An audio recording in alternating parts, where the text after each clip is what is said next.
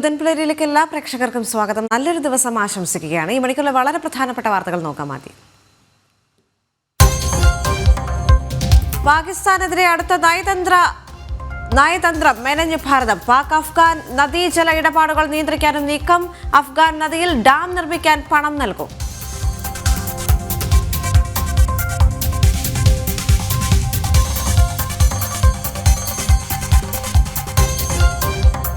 G Sudhakaran ഊരാക്കുടുക്കിൽ മൊഴിയെടുക്കാൻ പോലീസ്. പ്രസംഗത്തിന്റെ വീഡിയോ ശേഖരിച്ചു. നടപടി തപാൽ വോട്ടിൽ കൃത്രിമം കാട്ടിയെന്ന വെളിപ്പെടുത്തലിൽ.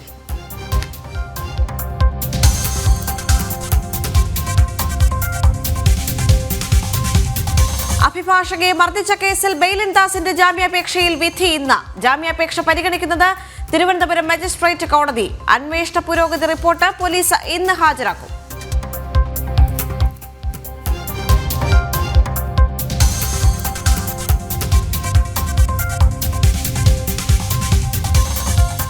ഉന്നത വിദ്യാഭ്യാസത്തിൽ കേരളം മുന്നിലല്ല. മന്ത്രിയുടെ അവകാശവാദം അടിസ്ഥാനരഹിതമെന്ന് നീതി ആയോഗ് റിപ്പോർട്ട്. സർവകലാശാല കോളേജ് സാന്ദ്രതയിലും പിന്നിലെന്ന് കണക്കുകൾ. ജനം ബ്രേക്കിംഗ്.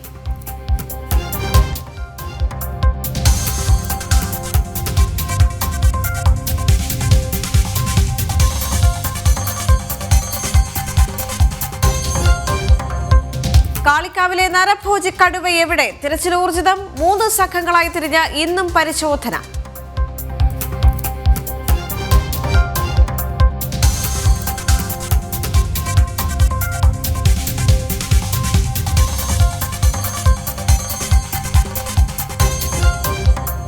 സംസ്ഥാനത്ത് കനത്ത മഴ പെയ്തേക്കും. അറബിക്കടലിലും ബംഗാൾ ഉൾക്കടലിലും ചക്രവാത ചുഴി. കേരള കർണാടക തീരങ്ങളിൽ മത്സ്യബന്ധനത്തിന് വിലക്ക്.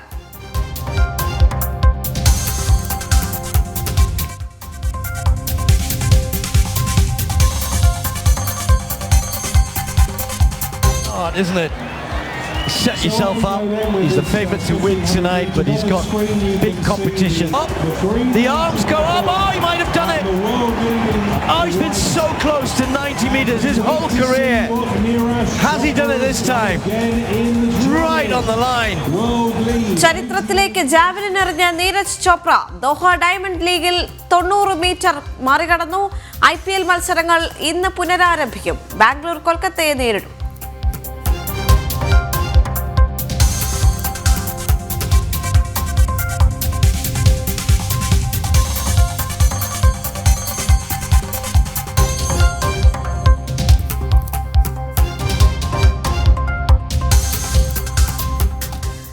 വളരെ പ്രധാനപ്പെട്ട റിപ്പോർട്ടുകളിലേക്ക്. ഭാരതത്തിന്റെ ആണവ രഹസ്യങ്ങൾ പാകിസ്ഥാന് കൈമാറാനുള്ള ഇന്ദിരാഗാന്ധിയുടെ തീരുമാനം വീണ്ടും ചർച്ചയാകുന്നു. ഓപ്പറേഷൻ സിന്ദൂറിന്റെ പശ്ചാത്തലത്തിലാണ് പഴയ വിവാദം വീണ്ടും ചർച്ചയാവുന്നത്. ഇത് സംബന്ധിച്ച രേഖകൾ വിക്കിലീക്സ് പുറത്തുവിട്ടിരുന്നു. ഗൗതം നാരായണൻ ചേർന്നു കൂടുതൽ വിവരങ്ങളുമായി. ഗൗതം, ഓപ്പറേഷൻ സിന്ദൂറിന്റെ സമയത്താണ് കൂടുതൽ ഈ ആണവ രഹസ്യങ്ങൾ പാകിസ്ഥാന് കൈമാറാനുള്ള മുൻ പ്രധാനമന്ത്രി ഇന്ദിരാഗാന്ധിയുടെ തീരുമാനം ചർച്ചയായി വന്നത്. ഇപ്പോൾ ഇതുമായി ബന്ധപ്പെട്ട് കൂടുതൽ തെളിവുകൾ പുറത്തേക്ക് വരികയാണ്. മറ്റ് വിവരങ്ങൾ എന്തൊക്കെയാണ്?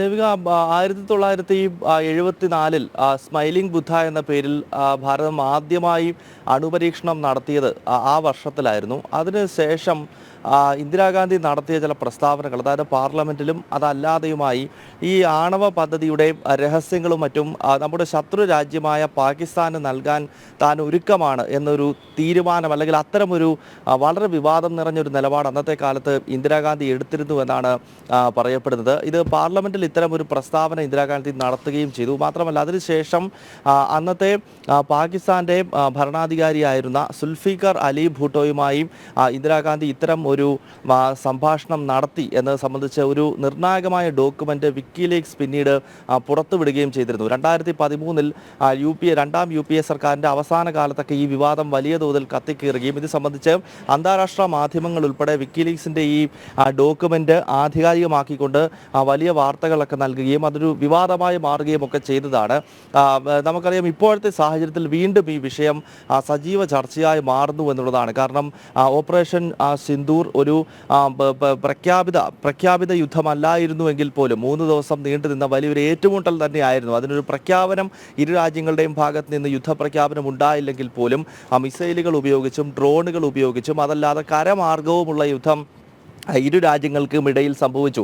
മാത്രമല്ല ഭാരതത്തിൻ്റെ പ്രത്യാക്രമണത്തിൽ പാകിസ്ഥാൻ്റെ ആണവ കേന്ദ്രങ്ങളുടെ കവാടങ്ങളിൽ ഭാരതത്തിൻ്റെ പ്രത്യാക്രമണവുമായി ബന്ധപ്പെട്ട മിസൈലുകൾ പതിച്ചു എന്നത് സംബന്ധിച്ചുള്ള വാർത്തകളും ശക്തമാണ്. ഭാരതത്തിൻ്റെ സൈന്യം ഇക്കാര്യം സ്ഥിരീകരിച്ചിട്ടില്ല, മാത്രമല്ല തള്ളിക്കളഞ്ഞിട്ടേ ഉള്ളൂ. പാകിസ്ഥാൻ്റെ ആണവ കേന്ദ്രങ്ങൾ നമ്മൾ ആക്രമിച്ചിട്ടില്ല എന്ന് തന്നെയാണ് ഭാരതത്തിൻ്റെ സൈന്യം പറയുന്നതെങ്കിൽ പോലും സ്ഥിരീകരിക്കാത്തതായ അല്ലെങ്കിൽ അന്താരാഷ്ട്ര മാധ്യമങ്ങളുടെ മറ്റും റിപ്പോർട്ടുകളിൽ ഭാരതത്തിൻ്റെ ചില മിസൈലുകൾ പാകിസ്ഥാൻ്റെ ആണവ കേന്ദ്രങ്ങളുടെ തൊട്ടടുത്ത് പതിച്ചിരുന്നു എന്നൊക്കെ പറഞ്ഞുള്ള വാർത്തകൾ വ്യാപകമായി വരുന്നുണ്ട്. മാത്രമല്ല അടുത്ത കാലത്തൊക്കെ പാകിസ്ഥാൻ അനാവശ്യമായി ആണവായുധം ഉപയോഗിക്കും എന്ന അനാവശ്യ ഭീഷണിക്കൊക്കെ മുതിരുകയും ഭാരതത്തിൻ്റെ പ്രധാനമന്ത്രി തന്നെ ഇത്തരം ഭീഷണിയൊന്നും ഇങ്ങോട്ട് വേണ്ട എന്ന് കൃത്യമായ മറുപടി നൽകുകയും ഒക്കെ ചെയ്ത് നമ്മൾ കണ്ടതാണ്. അങ്ങനെ ഈ 2 ആണവ രാജ്യങ്ങൾക്കും ഇടയിൽ ഇത്തരം വിവാദം കത്തിക്കേറുന്നതിനിടയിലാണ് നമ്മുടെ തന്ത്രപ്രധാനമായ ആണവ രഹസ്യങ്ങൾ ഒരു കാലത്ത് പാകിസ്ഥാന് കൈമാറാൻ പോലും കോൺഗ്രസിൻ്റെ സർക്കാർ, ഇന്ദിരാഗാന്ധിയുടെ സർക്കാർ തയ്യാറായിരുന്നു എന്നത് സംബന്ധിച്ചുള്ള വാർത്ത, അതല്ലെങ്കിൽ അത്തരം അന്നത്തെ കോൺഗ്രസ് സർക്കാരിൻ്റെ തീരുമാനം ഒരിക്കൽ കൂടി നമ്മുടെ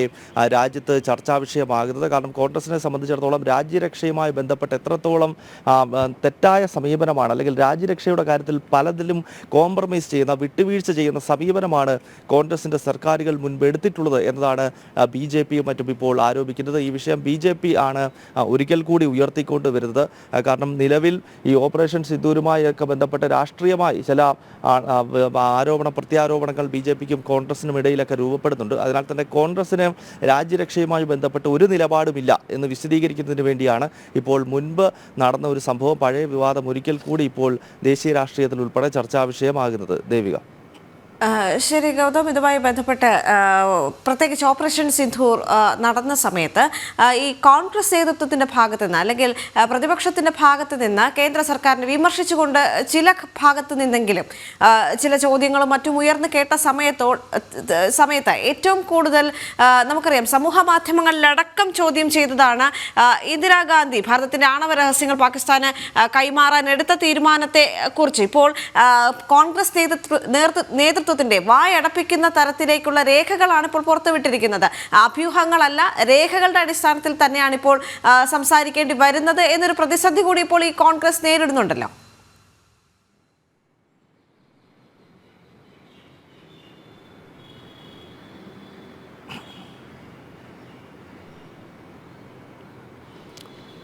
ദേവിക, നമ്മുടെ രാജ്യത്തിൻ്റെ ചരിത്രം പരിശോധിക്കുമ്പോൾ തന്നെ കോൺഗ്രസ് ഇത്തരം ധാരാളം കാര്യങ്ങളിൽ വിട്ടുവീഴ്ച ചെയ്ത് നമ്മുടെ ഭൂമി, നമ്മുടെ ഈ മഹത്തരമായ രാജ്യത്തിൻ്റെ ഭൂമി തന്നെ ശത്രു രാജ്യങ്ങളുടെ കൈകളിൽ പെട്ടുപോയത് തന്നെ കോൺഗ്രസിൻ്റെ നിലപാടുകളാണ് എന്നത് ഒരു യാഥാർത്ഥ്യമാണ്. ആ യാഥാർത്ഥ്യം കോൺഗ്രസ്സുകാർ അംഗീകരിച്ചില്ല എങ്കിൽ പോലും അത് ചരിത്രമാണ് എന്നത് നമുക്കറിയാവുന്നതാണല്ലോ. ഇപ്പോൾ POJK, ഇപ്പോൾ തന്നെ നമ്മുടെ രാജ്യം ഏറ്റവും അധികം ഒരു യുദ്ധ സാഹചര്യങ്ങളിലേക്ക് പലപ്പോഴും പോകുന്നത് തന്നെ POJKയുമായി ബന്ധപ്പെട്ടാണ്. അത് ഭാരതത്തിൻ്റെ അവിഭാജ്യ ഘടകമായ ജമ്മു കാശ്മീരിൻ്റെ ഭാഗമാണ്. അതിപ്പോൾ പാകിസ്ഥാൻ പിടിച്ചെടുത്ത് വെച്ചിരിക്കുകയാണ്. അത് നമുക്കറിയാവുന്നതാണ്. 1947 നമ്മുടെ രാഷ്ട്ര വിഭജനത്തിന് ശേഷമുണ്ടായ ഭാരതവും പാകിസ്ഥാനും തമ്മിലുള്ള ആദ്യത്തെ യുദ്ധം. ആ യുദ്ധത്തിൽ ഭാരതത്തിൻ്റെ സൈന്യം പൂർണ്ണമായി തന്നെ അത് പിടിച്ചെടുക്കാൻ സജ്ജമായിരുന്നു. കശ്മീരിലേക്ക് കടന്നു വന്ന പാകിസ്ഥാൻ്റെ പട്ടാളത്തെയും അതോടൊപ്പം തന്നെ പാകിസ്ഥാൻ അയച്ച ഭീകരവാദികളെയും, ഈ 2 വിഭാഗത്തെയും തുരത്തിക്കൊണ്ട് നമ്മുടെ സൈന്യം ഇപ്പോഴത്തെ ജമ്മു ആൻഡ് കശ്മീർ പൂർണ്ണമായി പിടിച്ചെടുത്ത് നമ്മുടെ അധീനതയിലേക്ക് കൊണ്ടിരുന്നു. ശ്രീനഗർ മേഖലയിലാണ് പാകിസ്ഥാൻ തമ്പടിച്ചിരുന്നത്. അതിനുശേഷം ഇന്നത്തെ POJKയിലേക്ക് കൂടി നമ്മുടെ ആർമി മാർച്ച് ചെയ്തുകൊണ്ട് POJK കൂടി പിടിച്ചെടുക്കുന്ന ഘട്ടത്തിൽ ജവഹർലാൽ നെഹ്റുവാണ് അനാവശ്യമായി അവിടെ വെടിനിർത്തലിന് നയം പ്രഖ്യാപിക്കുകയും അതോടുകൂടി POJK ഇന്നിപ്പോൾ പാകിസ്ഥാൻ അഡ്മിനിസ്ട്രേറ്റീവ് കാശ്മീർ എന്ന രീതിയിലേക്ക് അത് കാര്യങ്ങൾ പോകുകയും ചെയ്തത്. അക്സായി ചിൻ എന്ന് പറയുന്ന പ്രദേശത്തിൻ്റെ ചരിത്രവും സമാനമാണ്. ചൈന 1962 യുദ്ധകാലത്ത് പിടിച്ചെടുത്ത ഭാരതത്തിൻ്റെ പ്രദേശമാണ്.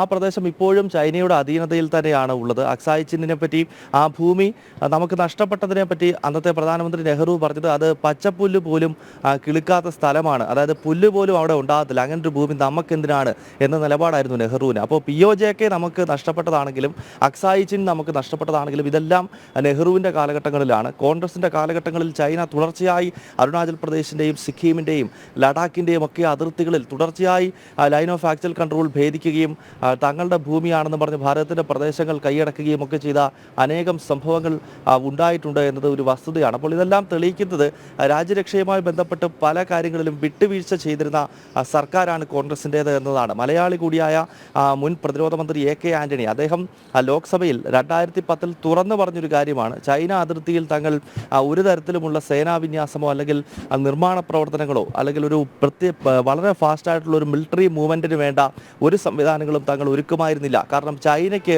അത് പ്രകോപനം ഉണ്ടാക്കാൻ കാരണമാകും, ചൈന പ്രകോപിപ്പിച്ച് കഴിഞ്ഞാൽ നമുക്കെന്തോ വലിയ ബുദ്ധിമുട്ടാകും എന്ന രീതിയിൽ AK ആൻ്റണി തന്നെ നമ്മുടെ ലോക്സഭയിൽ തുറന്നു പറയുന്നതിൻ്റെ ദൃശ്യങ്ങൾ ഇപ്പോഴും യൂട്യൂബിൽ ഉൾപ്പെടെ ലഭ്യമാണ്. അതിനാൽ ഇത്തരം കാര്യങ്ങളിലൊക്കെ തുടർച്ചയായി കോൺഗ്രസിൻ്റെ സർക്കാർ വിട്ടുവീഴ്ച ചെയ്തിരുന്നു. നമ്മുടെ ഭൂമിയും മറ്റും പിടിച്ചെടുക്കുന്നതിൽ, ശത്രു രാജ്യങ്ങളുടെ കൈകളിലാകുന്നതിലൊക്കെ കോൺഗ്രസിൻ്റെ തെറ്റായ സമീപനങ്ങൾ വഴിവെച്ചിരുന്നു എന്ന വസ്തുതയാണ് BJP പലപ്പോഴും രാഷ്ട്രീയമായി ഉയർത്തി കാണിക്കുന്നത്. ഇപ്പോൾ ഈ ആണവായുധങ്ങളുടെ രഹസ്യങ്ങൾ പാകിസ്ഥാന് കൈമാറാൻ ഇന്ദിരാഗാന്ധി തയ്യാറായിരുന്നു എന്നത് വിക്കിലീക്സ് രേഖ മാത്രമല്ല, അത് അക്കാലത്ത് ഇന്ദിരാഗാന്ധി അത്തരം തുറന്ന പ്രസ്താവനയും നടത്തിയിരുന്നു എന്നാണ് നമുക്ക് മനസ്സിലാക്കാൻ സാധിക്കുന്നത്. അപ്പോൾ സ്വാഭാവികമായും അത് എത്രത്തോളം വിട്ടുവീഴ്ച ഇക്കാര്യങ്ങളിലൊക്കെ ഇന്ദിരാഗാന്ധി ചെയ്തിരുന്നു എന്നതാണ്. മാത്രമല്ല നമുക്കറിയാം പിന്നീട് 1971 അതിന് മുൻപ് 74 ആണവ പരീക്ഷണം നടക്കുന്നത്. 71 ഇന്ത്യ പാകിസ്ഥാൻ യുദ്ധ സമയത്ത് നമുക്കറിയാം ഏതാണ്ട് 1,00,000-അടുത്ത് പാകിസ്ഥാൻ പട്ടാളക്കാരെ പിടിച്ചെടുത്ത ഭാരതത്തിൻ്റെ സൈന്യം പിന്നീട് ഇന്ദിരാഗാന്ധിയുടെ നിർദ്ദേശപ്രകാരമാണ് ആ പട്ടാളക്കാരെ മുഴുവൻ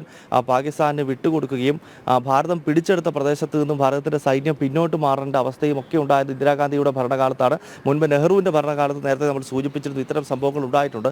അപ്പോൾ ഇതെല്ലാം ഭാരതത്തിൻ്റെ ചരിത്രത്തിൽ രേഖപ്പെടുത്തിയിട്ടുള്ളതാണ്. കോൺഗ്രസ് ഇത്തരം വിട്ടുവീഴ്ചകൾ ചെയ്തിരുന്നു എന്നത് ഒരു വസ്തുതയാണ്. ഇക്കാര്യമാണ് BJP ഇപ്പോൾ ഈ ഓപ്പറേഷൻ സിന്ദൂറിൻ്റെ കാലത്ത് ഉണ്ടായിട്ടുള്ള ചില വിവാദങ്ങളുമായി ബന്ധപ്പെട്ട് BJP ഇപ്പോൾ ഉയർത്തി കാണിക്കുന്നത്. ഇതാണ് ദേവിക. ശരി ഗൗതം. വളരെ പ്രധാനപ്പെട്ട മറ്റൊരു റിപ്പോർട്ടിലേക്ക് പോകുമ്പോൾ ഭാരതത്തിന്റെ പ്രത്യാക്രമണം സ്ഥിരീകരിച്ചിരിക്കുന്നു പാക് പ്രധാനമന്ത്രി ഷഹബാസ് ഷെരീഫ്. നൂർഖാൻ വ്യോമതാവളം അടക്കം ആക്രമിച്ചതായി സ്ഥിരീകരിച്ചിട്ടുണ്ട്. പാക് സൈനിക മേധാവിയാണ് ഭാരതത്തിന്റെ ആക്രമണം തന്നെ അറിയിച്ചതെന്നും ഷഹബാസ് ഷെരീഫ് പറഞ്ഞു. ഗൗതം അനന്തനാരായണൻ ചേരുന്നു കൂടുതൽ വിവരങ്ങളുമായി. ഗൗതം, ഇപ്പോൾ ഷഹബാസ് ഷെരീഫിന്റെ ഭാഗത്ത് നിന്ന് കൃത്യമായ സ്ഥിരീകരണം വരികയാണ്. കാരണം ഭാരതത്തിന്റെ പ്രഹരം താങ്ങാൻ കഴിയാതെയാണ് ചർച്ചയ്ക്ക് പാകിസ്ഥാൻ ഒരുങ്ങിയത് എന്നുള്ള കാര്യത്തിൽ മറ്റ് വിവരങ്ങൾ എന്തൊക്കെയാണ് ഷഹബാസ് ഷെരീഫ് പങ്കുവച്ചിട്ടുള്ളത്?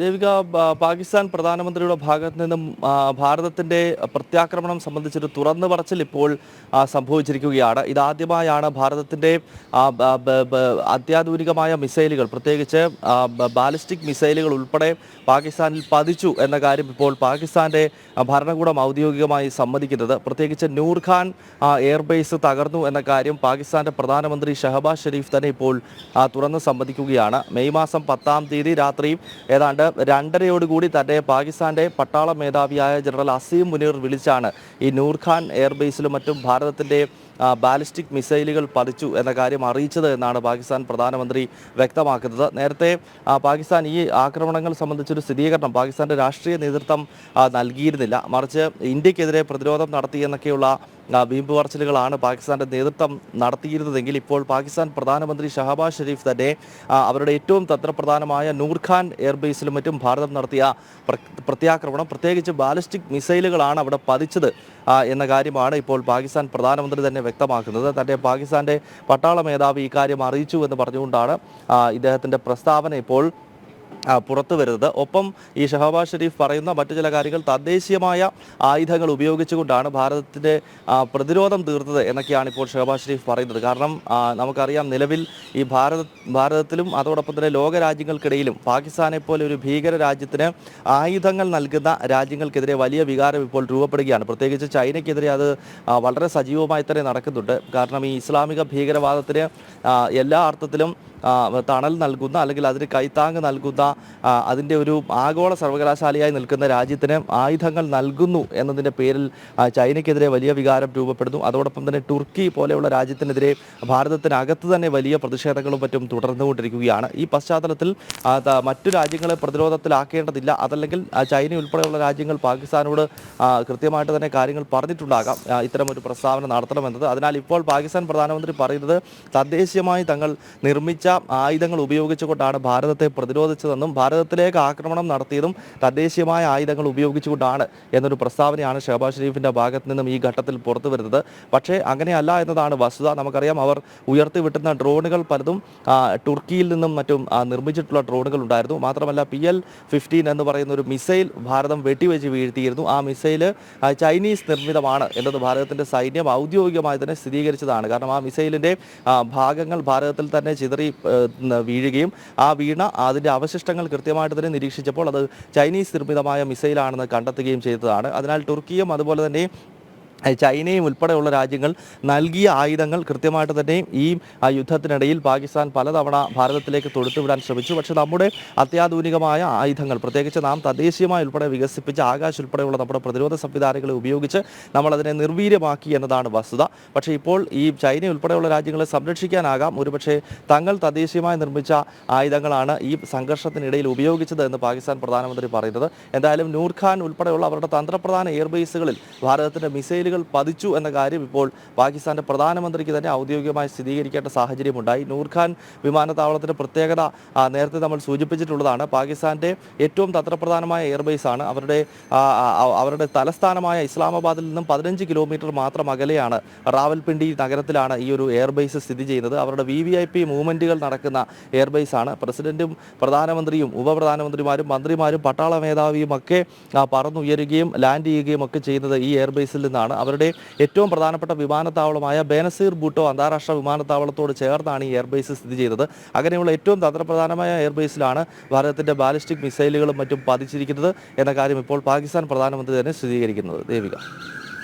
ശരി, എന്തായാലും ഭാരതത്തിൻ്റെ ആണവ രഹസ്യങ്ങൾ കൈമാറാനുള്ള ചില നീക്കങ്ങളിൽ ഇന്ദിരാഗാന്ധി എടുത്ത തീരുമാനം ചർച്ചയാകുന്നതിന് പിന്നാലെ ഇപ്പോൾ ഭാരതത്തിൻ്റെ പ്രത്യാക്രമണം സ്ഥിരീകരിച്ചിരിക്കുന്നു പാകിസ്ഥാൻ പ്രധാനമന്ത്രി ഷഹബാസ് ഷെരീഫ്. നൂർഖാൻ വ്യോമത്താവളം അടക്കം ആക്രമിച്ചതായി സ്ഥിരീകരണം വരുന്നുണ്ട്. അതോടൊപ്പം തന്നെ പാക് സൈനിക മേധാവിയാണ് ഭാരതത്തിൻ്റെ ആക്രമണം തന്നെ അറിയിച്ചതെന്നും പാകിസ്ഥാൻ പ്രധാനമന്ത്രി പറയുന്നുണ്ട്.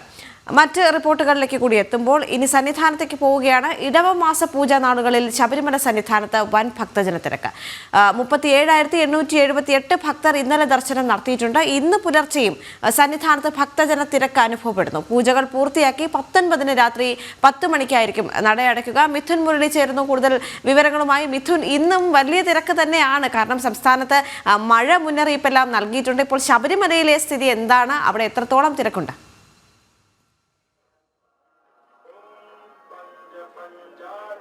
ദേവിക, രാവിലെ നല്ല തിരക്കാണ് അനുഭവപ്പെടുന്നത്. 2 ദിവസമായി 30,000-ന് മുകളിൽ ഭക്തജനങ്ങൾ ദർശനത്തിനെത്തുന്നുണ്ട്. 37,878 ഭക്തജനങ്ങളാണ് ഇന്നലെ ദർശനം നടത്തിയത്. രാവിലെ ഫ്ലൈ ഓവറും നടപ്പന്തലുമെല്ലാം ഭക്തജനങ്ങളാൽ തിങ്ങി നിറഞ്ഞു. രാവിലെ നല്ല തണുത്ത കാലാവസ്ഥയാണ് സന്നിധാനത്ത്. പുലർച്ചെ വരെയും മഴയുണ്ടായിരുന്നു, രാത്രിയിൽ ഇടവിട്ടുള്ള മഴയുണ്ടായിരുന്നു. ഇനി ഏത് നിമിഷവും മഴ ഉണ്ടാകുമെന്ന് തോന്നിപ്പിക്കുന്ന കാലാവസ്ഥയാണ്, കാർമേഘം മൂടിയിരിക്കുന്ന കാലാവസ്ഥയാണ് സന്നിധാനത്ത് ഉള്ളത്. തണുത്ത കാലാവസ്ഥ തുടരുന്നു. 18-ാം പടി കയറി വരുന്ന ഭക്തജനങ്ങളെ കാണാം. മിനിറ്റിൽ 80-ലധികം ഭക്തജനങ്ങളെ കയറ്റിവിട്ടുകൊണ്ട് തിരക്ക് നിയന്ത്രണ വിധേയമാക്കുന്നതിനുള്ള കാര്യങ്ങളാണ് ഇവിടെ നിലയുറപ്പിച്ചിരിക്കുന്ന പോലീസ് ഉദ്യോഗസ്ഥരും മറ്റും നിർവഹിച്ചുകൊണ്ടിരിക്കുന്നത്. മണ്ഡല മകരവിളക്ക് തീർത്ഥാടന കാലത്തിന് സമാനമായി തന്നെ ഘട്ടം ഘട്ടമായി നടപ്പന്തലിൽ നിന്നും ഭക്തജനങ്ങളെ 18-ാം പടി കയറ്റിവിട്ടുകൊണ്ടിരിക്കുന്നു. അതിന് മുകളിൽ ഫ്ലൈ ഓവർ മുഖേനയും ദർശനം ക്രമീകരിച്ചുകൊണ്ട് തിരക്ക് നിയന്ത്രണ വിധേയമാക്കുന്ന കാഴ്ചകളുമാണ് സന്നിധാനത്ത് നിന്ന് കാണുന്നത്. നേരിട്ടുള്ള ദർശനവും ഒപ്പം ഫ്ലൈ ഓവർ മുഖേനയുള്ള ദർശനവും ഇത്തവണയും തുടരുന്നുണ്ട്. തിരക്ക് നിയന്ത്രണ വിധേയമാകുന്ന സാഹചര്യങ്ങളിൽ നേരിട്ടുള്ള ദർശന സംവിധാനവും ക്രമീകരിച്ചിട്ടുണ്ട്. ഭക്തജനങ്ങൾക്ക് 18-ാം പടി കയറി കൊടിമരച്ചുവട്ടിൽ നിന്നും ബലിക്കൽപുര വഴി നേരിട്ട് ദർശനം നൽകുന്ന സംവിധാനം മീനമാസ പൂജാ സമയത്ത് നട തുറന്നപ്പോഴാണ് പരീക്ഷണാടിസ്ഥാനത്തിൽ നടപ്പാക്കിയത്. അത് ഇത്തവണയും തുടർന്നു പോരുന്നു. തിരക്ക് നിയന്ത്രണ വിധേയമായിട്ടുള്ള സമയങ്ങളിലാണ് നേരിട്ടുള്ള ദർശന സംവിധാനം ഉള്ളത്. അതിന് സമാന്തരമായി തന്നെ ഫ്ലൈ ഓവർ ഉപയോഗിക്കുന്നുണ്ട്. ഫ്ലൈ ഓവറിലൂടെയും ഭക്തജനങ്ങളെ കടത്തിവിട്ടുകൊണ്ടിരിക്കുന്നു. ഇനി തിരക്ക് കൂടുതൽ ഉണ്ടാകുന്ന സാഹചര്യങ്ങളിൽ ഫ്ലൈ ഓവർ മാത്രം ഉപയോഗിച്ചുകൊണ്ടുള്ള ദർശന ക്രമീകരണമായിരിക്കും ഉണ്ടാവുക. സന്നിധാനത്തിന്റെ മറ്റു ഭാഗങ്ങളിലും വലിയ ഭക്തജന തിരക്ക് അനുഭവപ്പെടുന്നുണ്ട്. മണ്ഡല മകരവിളക്ക് തീർത്ഥാടന കാലത്തൊക്കെ സന്നിധാനത്ത് നിന്നും ഭക്തജന പ്രവാഹം ഉണ്ടാകുന്ന ദിവസങ്ങളിലൊക്കെ കാണുന്നതിന് സമാനമായി സമാനമായ കാഴ്ചയാണ് സന്നിധാനത്ത് മറ്റു ഭാഗങ്ങളിൽ മാളികപ്പുറത്തിന് സമീപമുള്ള ഭാഗങ്ങളിലും അരവണ കൗണ്ടറിന് മുന്നിലുമൊക്കെ ദർശനം കഴിഞ്ഞിട്ട് വിശ്രമിക്കുന്ന ഭക്തജനങ്ങളുടെയും വലിയ തിരക്ക് അനുഭവപ്പെടുന്നുണ്ട്. ഫ്ലൈ ഓവറിൽ നിന്നുള്ള ദൃശ്യങ്ങളാണ് കാണുന്നത്. സോപാനത്തിന് അടുത്തേക്ക് നീങ്ങുന്ന ഭക്തജനങ്ങളുടെ കാഴ്ചയാണ് കാണുന്നത്. വളരെ സാവധാനമാണ് ക്യൂ മുന്നോട്ട് നീങ്ങുന്നത്. ഇനി 7:30 ഉഷപൂജയുണ്ട്. ഉഷപൂജയുടെ സമയത്ത് ഭക്തജനങ്ങൾക്ക് അല്പസമയം കാത്തു നിൽക്കേണ്ടി വരും. അത് കഴിഞ്ഞിട്ടുള്ള സമയത്തും വലിയ തിരക്ക് അനുഭവപ്പെടും. മലയാളികളാണ് കൂടുതലായി എത്തുന്നത്. ഈ കഴിഞ്ഞ 4 ദിവസമായിട്ട് മലയാളികളാണ് മറ്റ് അയൽ സംസ്ഥാന ഭക്തജനങ്ങളെക്കാൾ കൂടുതൽ ഈ സമയത്ത് ഇടവമാസ പൂജ നാളുകളിൽ സന്നിധാനത്തേക്ക് എത്തുന്നത്. സാധാരണഗതിയിൽ മാസപൂജ സമയത്ത് നട തുറക്കുമ്പോൾ കൂടുതലും എത്തുന്നത് മലയാളികൾ തന്നെയാണ്. അത് ഇത്തവണയും ആവർത്തിക്കുന്നു. മാളികപ്പുറങ്ങളും കുഞ്ഞു അയ്യപ്പന്മാരും കുഞ്ഞു മാളികപ്പുറങ്ങളുമെല്ലാം ധാരാളമായി എത്തുന്നുണ്ട്. അവധിയൊക്കെ കഴിയാൻ പോകുന്ന സമയമായതുകൊണ്ട്, മാസമായതുകൊണ്ട് കുഞ്ഞുങ്ങളെയുമായിട്ട് ധാരാളം ഭക്തജനങ്ങൾ ഈ സമയത്ത് എത്തുന്നുണ്ട്. ഇന്നലെ വരെയും കുഞ്ഞയ്യപ്പന്മാരും കുഞ്ഞ് മാളികപ്പുറങ്ങളും ഒക്കെ ധാരാളം സന്നിധാനത്ത് നിന്നും ഉള്ള കാഴ്ചയായിരുന്നു കണ്ടത്. ഇന്നും അത് കാണാനുണ്ട്. മലയാളികൾ ആയിരിക്കും ഈ ഫ്ലൈ ഓവറിൽ കൂടുതലായി ഉണ്ടാവുക. ഇപ്പോൾ ഈ ഫ്ലൈ ഓവറിലെ ദൃശ്യങ്ങൾ തന്നെ നോക്കിയാൽ അതിൽ കൂടുതലും ഉണ്ടാവുക മലയാളികൾ തന്നെയാണ് എന്ന് പറയേണ്ടിയിരിക്കുന്നു. അടുത്ത ദിവസങ്ങളിലും തിരക്ക് അനുഭവപ്പെടാനുള്ള സാധ്യതയും ഉണ്ട് എന്നുള്ള സൂചനകൾ നൽകുന്ന രീതിയിലാണ് ഈ ദിവസങ്ങളിലെ തിരക്ക്. 37,878 ഭക്തജനങ്ങൾ എന്ന് പറയുമ്പോൾ അത് സാധാരണ നിലയിൽ തന്നെ ശരാശരിക്ക് മുകളിൽ ഭക്തജന തിരക്കാണ്. അത് വരും മണിക്കൂറുകളിലും ഇനി വലിയ രീതിയിലേക്ക് തിരക്ക് ഉയരാനുള്ള സാധ്യതയും കണക്കിലെടുക്കുന്നു. മഴയ്ക്കുള്ള സാധ്യതയുമുണ്ട്. മഴ ഏത് നിമിഷവും ഉണ്ടാകും. നേരത്തെ സൂചിപ്പിച്ചതുപോലെ ഏത് നിമിഷവും മഴയുണ്ടാകും എന്ന് തോന്നിപ്പിക്കുന്ന കാലാവസ്ഥ, തണുത്ത കാലാവസ്ഥയാണ് രാവിലെ മുതൽ തന്നെ സന്നിധാനത്ത് ഉള്ളത്. രാത്രിയിൽ ഇടപെട്ടുള്ള മഴ പെയ്തു. ഇന്ന് പുലർച്ചെയും മഴയുണ്ടായിരുന്നു. ഇനിയും മഴ ഉണ്ടായേക്കാമെന്ന് തോന്നിപ്പിക്കുന്ന സാധ്യത ഉളവാക്കുന്ന കാർമേഘം മൂടിയിരിക്കുന്ന കാലാവസ്ഥയാണ് സന്നിധാനത്ത് ഉള്ളത്. ചോറൂണ് ചടങ്ങിനുമൊക്കെയായി കുഞ്ഞുങ്ങളുമൊക്കെയായിട്ട് കാത്തു നിൽക്കുന്ന ഭക്തജനങ്ങളെയും സന്നിധാനത്ത് നിന്ന് കാണാം. മാസപൂജാ സമയത്തെ പതിവ് കാഴ്ചയാണ് ചോറൂണിൻ ചടങ്ങിന് കുഞ്ഞുങ്ങളുമായി ധാരാളമായി എത്തുന്ന ഭക്തജനങ്ങൾ. ആ കാഴ്ച ഈ ഇടവമാസ പൂജാ സമയത്തും സന്നിധാനത്ത് ധാരാളമായി കാണാനുണ്ട്. എന്തായാലും വലിയ തിരക്ക് സന്നിധാനത്ത് ഇടവമാസ പൂജാ നാളുകളിൽ അനുഭവപ്പെടുന്നുണ്ട്. കഴിഞ്ഞ 2 ദിവസമായിട്ട് 30,000-ന് മുകളിൽ ഭക്തജനങ്ങൾ സന്നിധാനത്ത് അയ്യപ്പസ്വാമിയെ ദർശിക്കുന്നതിന് വേണ്ടി ഇടവമാസ പൂജ നാളുകളിൽ എത്തുന്നു. 19-ാം തീയതി രാത്രി 10 മണിക്കാണ് മാസപൂജ പൂർത്തിയാക്കി നടയടയ്ക്കുക. ഇനി 2 ദിവസം കൂടി ഉണ്ട്. ഈ ദിവസങ്ങളിലും വലിയ തിരക്ക് പ്രതീക്ഷിച്ചുകൊണ്ട് തന്നെ തിരക്ക് നിയന്ത്രണ വിധേയമാക്കുന്നതിനുള്ള കാര്യങ്ങളുമായി നിലയുറപ്പിച്ചിരിക്കുകയാണ് പോലീസ് ഉദ്യോഗസ്ഥരും മറ്റും. മണ്ഡല മകരവിളക്ക് തീർത്ഥാടന കാലത്തിന് സമാനമായി തന്നെ ഏത് രീതിയിലാണോ ആ സമയത്ത് തിരക്ക് കൂടുന്ന സാഹചര്യങ്ങളിൽ നിയന്ത്രണ വിധേയമാക്കുന്നത്, അതേ രീതി തന്നെ അവലംബിച്ചുകൊണ്ടുള്ള മുന്നൊരുക്കങ്ങളാണ് ഈ മാസപൂജാ സമയത്തും നടപ്പിലാക്കിക്കൊണ്ടിരിക്കുന്നത്. നേരിട്ട് ദർശന ക്രമീകരണം ഉണ്ട്. അത് കഴിഞ്ഞ മാസപൂജാ സമയത്തും ഉത്സവത്തിന്റെ സമയത്തുമൊക്കെ തിരക്ക് കൂടുന്ന സമയങ്ങളിൽ അത് പ്രായോഗികമല്ലാതെ വരികയും പിന്നീട് ഫ്ലൈ ഓവർ ഉപയോഗിച്ചുകൊണ്ട് ഭക്തജനങ്ങൾക്ക് ദർശനം ക്രമീകരിക്കുന്ന സാഹചര്യം വരികയുമൊക്കെ ഉണ്ടായിരുന്നു. അത് ഇത്തവണയും ആവർത്തിക്കും. ഇപ്പോൾ തിരക്ക് അല്പം നിയന്ത്രണ വിധേയമായതുകൊണ്ട് തന്നെ നേരിട്ട് ദർശനം നൽകുന്നുണ്ട്. ഒപ്പം ഫ്ലൈ ഓവറും ഉപയോഗിക്കുന്നുണ്ട്. ഇനി തിരക്ക് കൂടുന്ന സാഹചര്യങ്ങളിൽ ഫ്ലൈ ഓവർ മാത്രം ഉപയോഗിച്ചുകൊണ്ടായിരിക്കും ഭക്തജനങ്ങൾക്ക് ദർശനം ക്രമീകരിക്കുക. ഇന്ന് രാവിലെ 5 മണിക്ക് നട തുറന്ന് നിർമ്മാല്യ ദർശനം, മറ്റ് പതിവ് പൂജകൾ, നെയ്യഭിഷേകം ഉൾപ്പെടെയുള്ള ചടങ്ങുകൾ പൂർത്തിയാക്കി ഉച്ചയ്ക്ക് 1 മണിക്ക് ഉച്ചപൂജയോടെ നടയടയ്ക്കും. വൈകിട്ട് 4 മണിക്കാണ് നട തുറക്കുക. 6:30-ക്ക് ദീപാരാധനയ്ക്ക് ശേഷം പടിപൂജയുണ്ട്. പടിപൂജയുടെ സമയത്ത് 1 മണിക്കൂറോളം ഭക്തജനങ്ങൾക്ക് ദർശനം ഉണ്ടാവുകയില്ല. ഭക്തജനങ്ങൾക്ക് കാത്തു നിൽക്കേണ്ടി വരും. പടിപൂജ കഴിഞ്ഞിട്ടും വലിയ തിരക്ക് സന്നിധാനത്ത് ഉണ്ടാകും. ഈ 1 മണിക്കൂർ സമയം ഭക്തജനങ്ങൾ ദർശനം ഇല്ലാത്തത് കൊണ്ട് തന്നെ പടിപൂജയ്ക്ക് ശേഷമുള്ള സമയത്ത് വലിയ ഒരു തിരക്ക് സന്നിധാനത്ത് അനുഭവപ്പെടും. രാത്രി 9:50-ന് ഹരിവരാസനം പാടി 10 മണിക്കാണ് നടയടയ്ക്കുന്നത്. നടയടയ്ക്കുന്ന സമയം വരെയും വലിയ തിരക്കാണ് ഫ്ലൈ ഓവറിലും മറ്റ് ഭാഗങ്ങളിലും നടപ്പന്തലിലുമെല്ലാം ഉണ്ടാവുക. നേരത്തെ സൂചിപ്പിച്ചതുപോലെ മറ്റു ഭാഗങ്ങൾ, സന്നിധാനത്തോട് ചേർന്ന മറ്റു ഭാഗങ്ങൾ, മാളികപ്പുറത്തിന് സമീപമുള്ള ഭാഗം, അന്നദാന മണ്ഡപത്തിന് മുൻഭാഗം, മറ്റ് അരുണ കൗണ്ടറിന് മുൻഭാഗം, മരാമത്ത് കോംപ്ലക്സിന് മുൻഭാഗം, ഈ ഭാഗങ്ങളിലെല്ലാം ദർശനം കഴിഞ്ഞ് നിലയുറപ്പിക്കുന്ന വിശ്രമിക്കുന്ന ഭക്തജനങ്ങളുടെയും വലിയ തിരക്ക് ഉണ്ടാകും. അത് ആ കാഴ്ചകളൊക്കെ, അങ്ങനെ നിലയുറപ്പിച്ചിരിക്കുന്ന ദർശനം കഴിഞ്ഞ് കാത്തു നിൽക്കുന്ന ഭക്തജനങ്ങളുടെ ആ കാഴ്ചകളൊക്കെ കാണുമ്പോൾ ഇത് മണ്ഡല മകരവിളക്ക് തീർത്ഥാടന കാലത്തെ തന്നെ അനുസ്മരിപ്പിക്കുന്ന ഒരു ദിവസങ്ങളായി മാറുകയും ചെയ്യുന്നു. സോപാനത്തിന് സമീപത്തു നിന്നുള്ള കാഴ്ചകളാണ് കാണുന്നത്. നേരത്തെ സൂചിപ്പിച്ചതുപോലെ ഈ ദൃശ്യങ്ങളിൽ തന്നെ കാണാം മാളികപ്പുറങ്ങളും കുഞ്ഞു മാളികപ്പുറങ്ങളും ഒക്കെ ധാരാളമായി ഉള്ള കാഴ്ച. അവധിയൊക്കെ കഴിയാൻ പോകുന്ന മാസമായതുകൊണ്ട് തന്നെ, മെയ് മാസമായതുകൊണ്ട് തന്നെ ഈ സമയത്ത് ധാരാളമായിട്ടാണ് കുഞ്ഞു അയ്യപ്പന്മാരും കുഞ്ഞു മാളികപ്പുറങ്ങളുമെല്ലാം സന്നിധാനത്തേക്ക് എത്തുന്നത്. ഈ ഫ്ലൈ ഓവറിൽ നിന്നും സോപാനത്തിന് സമീപത്തേക്ക് എത്തുന്ന ഭക്തജനങ്ങളുടെ അയ്യപ്പസ്വാമിയെ ഇനി ദർശിക്കാൻ ഏതാനും നിമിഷം മാത്രം ഉള്ള ഭക്തജനങ്ങളുടെ ആ കാത്തിരിപ്പിന്റെ ദൃശ്യങ്ങളാണ് കാണുന്നത്. തിരക്ക് ഇനിയും വർദ്ധിച്ചേക്കും എന്ന സൂചന നൽകുന്ന കാഴ്ചകൾ തന്നെയാണ് 2 ദിവസമായി സന്നിധാനത്ത് നിന്ന് ഉണ്ടാകുന്നത്. ഇനിയുള്ള ദിവസങ്ങളിലും 19-ാം തീയതി വരെയും ഒരുപക്ഷെ തിരക്ക് ഈ രീതിയിൽ തന്നെ തുടരാനുള്ള സാധ്യത ആണ് ഉള്ളത്. മഴയ്ക്കുള്ള ലക്ഷണങ്ങളുമുണ്ട്. ഇനി വരും മണിക്കൂറുകളിലും മഴ പെയ്തേക്കുമെന്ന് തന്നെ സൂചിപ്പിക്കുന്ന കാലാവസ്ഥ. ഏത് നിമിഷവും നേരത്തെ പറഞ്ഞതുപോലെ എന്തായാലും ഒരു തണുത്ത അന്തരീക്ഷം തന്നെയാണ് സന്നിധാനത്ത്. വൻ ഭക്തജന തിരക്കാണ് കാണാൻ സാധിക്കുന്നത്. ഇന്ന് രാവിലെ മഴയുണ്ടായിരുന്നു, പക്ഷേ ഇപ്പോൾ കാലാവസ്ഥ ശാന്തമായി നിൽക്കുന്നു, അനുകൂലമായി നിൽക്കുന്നു എന്നാണ് മിഥുൻ മുരളി സന്നിധാനത്ത് നിന്ന് റിപ്പോർട്ട് ചെയ്യുന്നത്. ഇനി തിരുവനന്തപുരത്തേക്ക് എത്തുമ്പോൾ വാതിൽപ്പടി വിതരണക്കാരുടെ സമരത്തിൽ നിശ്ചലമായി സംസ്ഥാനത്തെ റേഷൻ വിതരണം. സംസ്ഥാനത്തെ മിക്ക റേഷൻ കടകളിലും ഉൽപ്പന്നങ്ങൾ കാലിയാണ്. പ്രതിസന്ധി പരിഹരിക്കാൻ സർക്കാർ ഇടപെടണമെന്ന് റേഷൻ വ്യാപാരികളുടെ സംഘടന അറിയിച്ചിരിക്കുന്നു. കരാറുകാരുടെ സമരം മൂലം റേഷൻ മുടങ്ങുന്നത് 1.5 വർഷത്തിനിടെ 5ാം തവണയാണ്.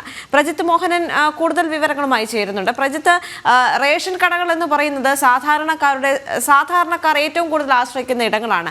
അവിടെ മിക്ക ഉൽപ്പന്നങ്ങളും കാലിയായിരിക്കുന്നു എന്നാണ് ഇപ്പോൾ റേഷൻ വ്യാപാരികൾ അറിയിച്ചിരിക്കുന്നത്. ഇതുമായി ബന്ധപ്പെട്ട് പ്രതിസന്ധി പരിഹരിക്കാൻ സർക്കാർ ഇടപെടണമെന്നും വ്യാപാരികളുടെ സംഘടന അറിയിച്ചിരിക്കുകയാണ്. ഇപ്പോൾ 5ാമത്തെ തവണ റേഷൻ ഇത്തരത്തിൽ മുടങ്ങുന്നു 1.5 വർഷത്തിനിടയിൽ എന്ന് പറയുമ്പോൾ വളരെയധികം ഒരു കെടുകാര്യസ്ഥത അതിനുള്ളിൽ കാണാൻ സാധിക്കുന്നുണ്ടല്ലോ.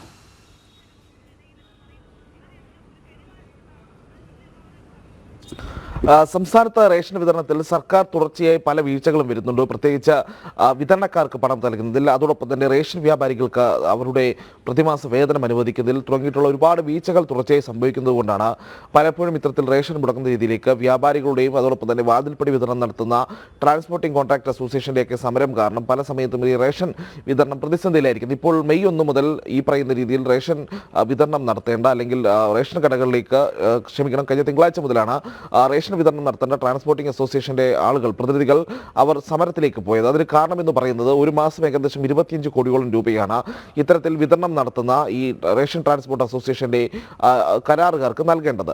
അതിൽ ഏതാണ്ട് 55ഓളം കരാറുകാർക്കായി ഒരു മാസം 25 കോടിയോളം രൂപ സർക്കാർ നൽകേണ്ടതുണ്ട്.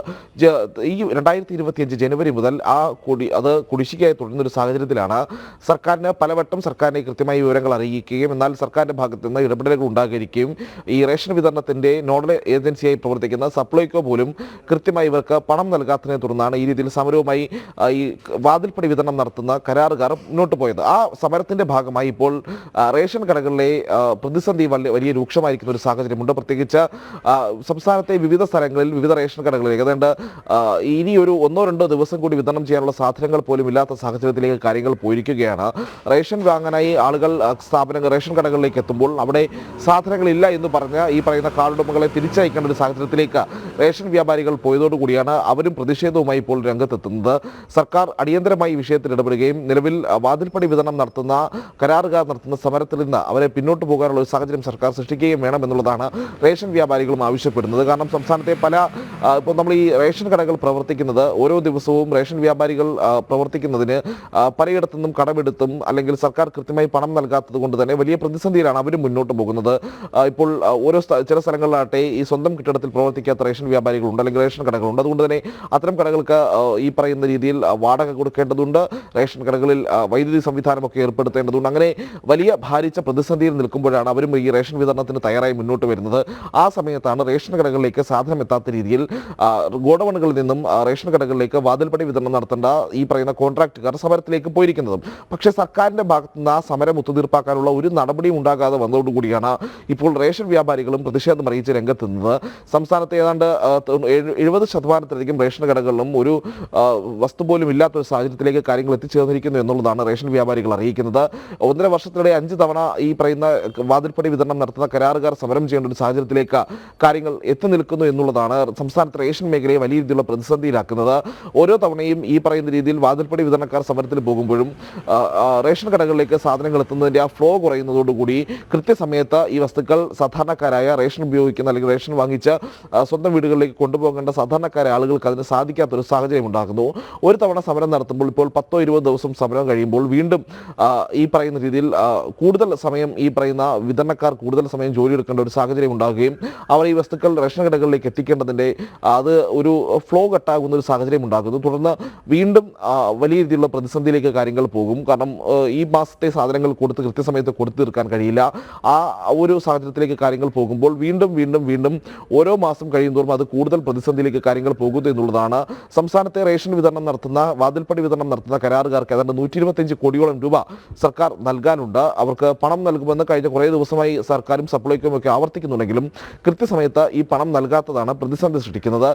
കരാറുകാർക്ക് ഈ പറയുന്ന രീതിയിൽ എല്ലാ ദിവസവും ഈ വാഹനങ്ങൾ അങ്ങോട്ടേക്ക് എത്തിക്കുന്നതിന് വലിയ ചിലവുകളുണ്ട്. ഈ ചിലവുകൾ പോലും നീട്ടാൻ കഴിയാത്തൊരു സാഹചര്യം ഉണ്ടാകുന്നു. വാഹനങ്ങൾക്ക് വാതിൽപ്പടി വിതരണം നടത്തുന്ന വാഹനങ്ങൾക്ക് ഇന്ധനം അടിക്കാൻ പോലും കഴിയാത്തൊരു സാഹചര്യം ഉണ്ടായപ്പോഴാണ് തങ്ങൾ സമരത്തിലേക്ക് പോയത് എന്ന് വാതിൽപ്പടി വിതരണക്കാർ ആവർത്തിക്കുന്നുണ്ട്. പക്ഷേ സർക്കാരിൻ്റെ ഭാഗത്ത് നിന്ന് കൃത്യമായ ഒരു ഇടപെടൽ ഉണ്ടാകാത്തത് കൊണ്ട് തന്നെ ഈ പറയുന്ന രീതിയിൽ പണം കൃത്യമായി ഈ വ്യാപാരികൾക്കും അതോടൊപ്പം തന്നെ ഈ റേഷൻ വിതരണം നടത്തുന്ന വാതിൽപ്പടി വിതരണം നടത്തുന്ന കരാറുകാർക്കും ലഭ്യമാകാത്തൊരു സാഹചര്യം കൂടി ഉണ്ടായതോടുകൂടിയാണ് അവർ സമരത്തിലേക്ക് പോയത്.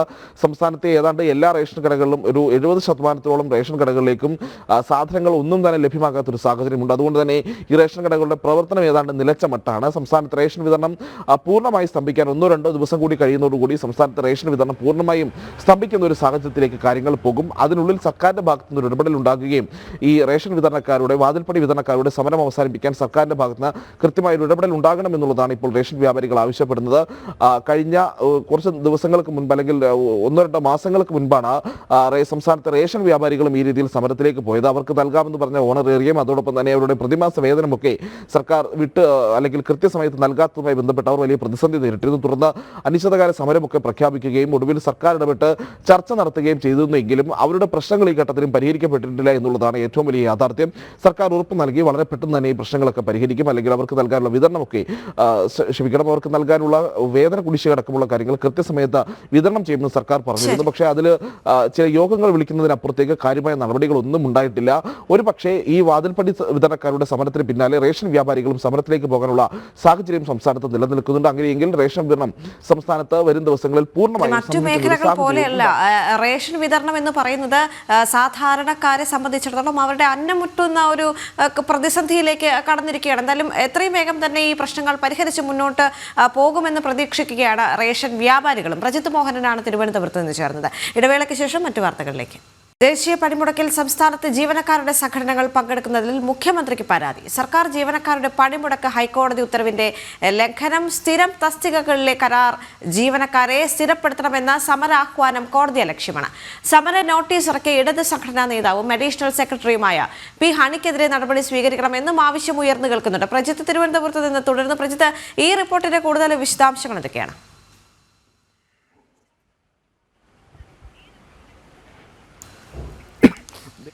പ്രജിത്ത്, കേൾക്കാമെങ്കിൽ തുടരാം.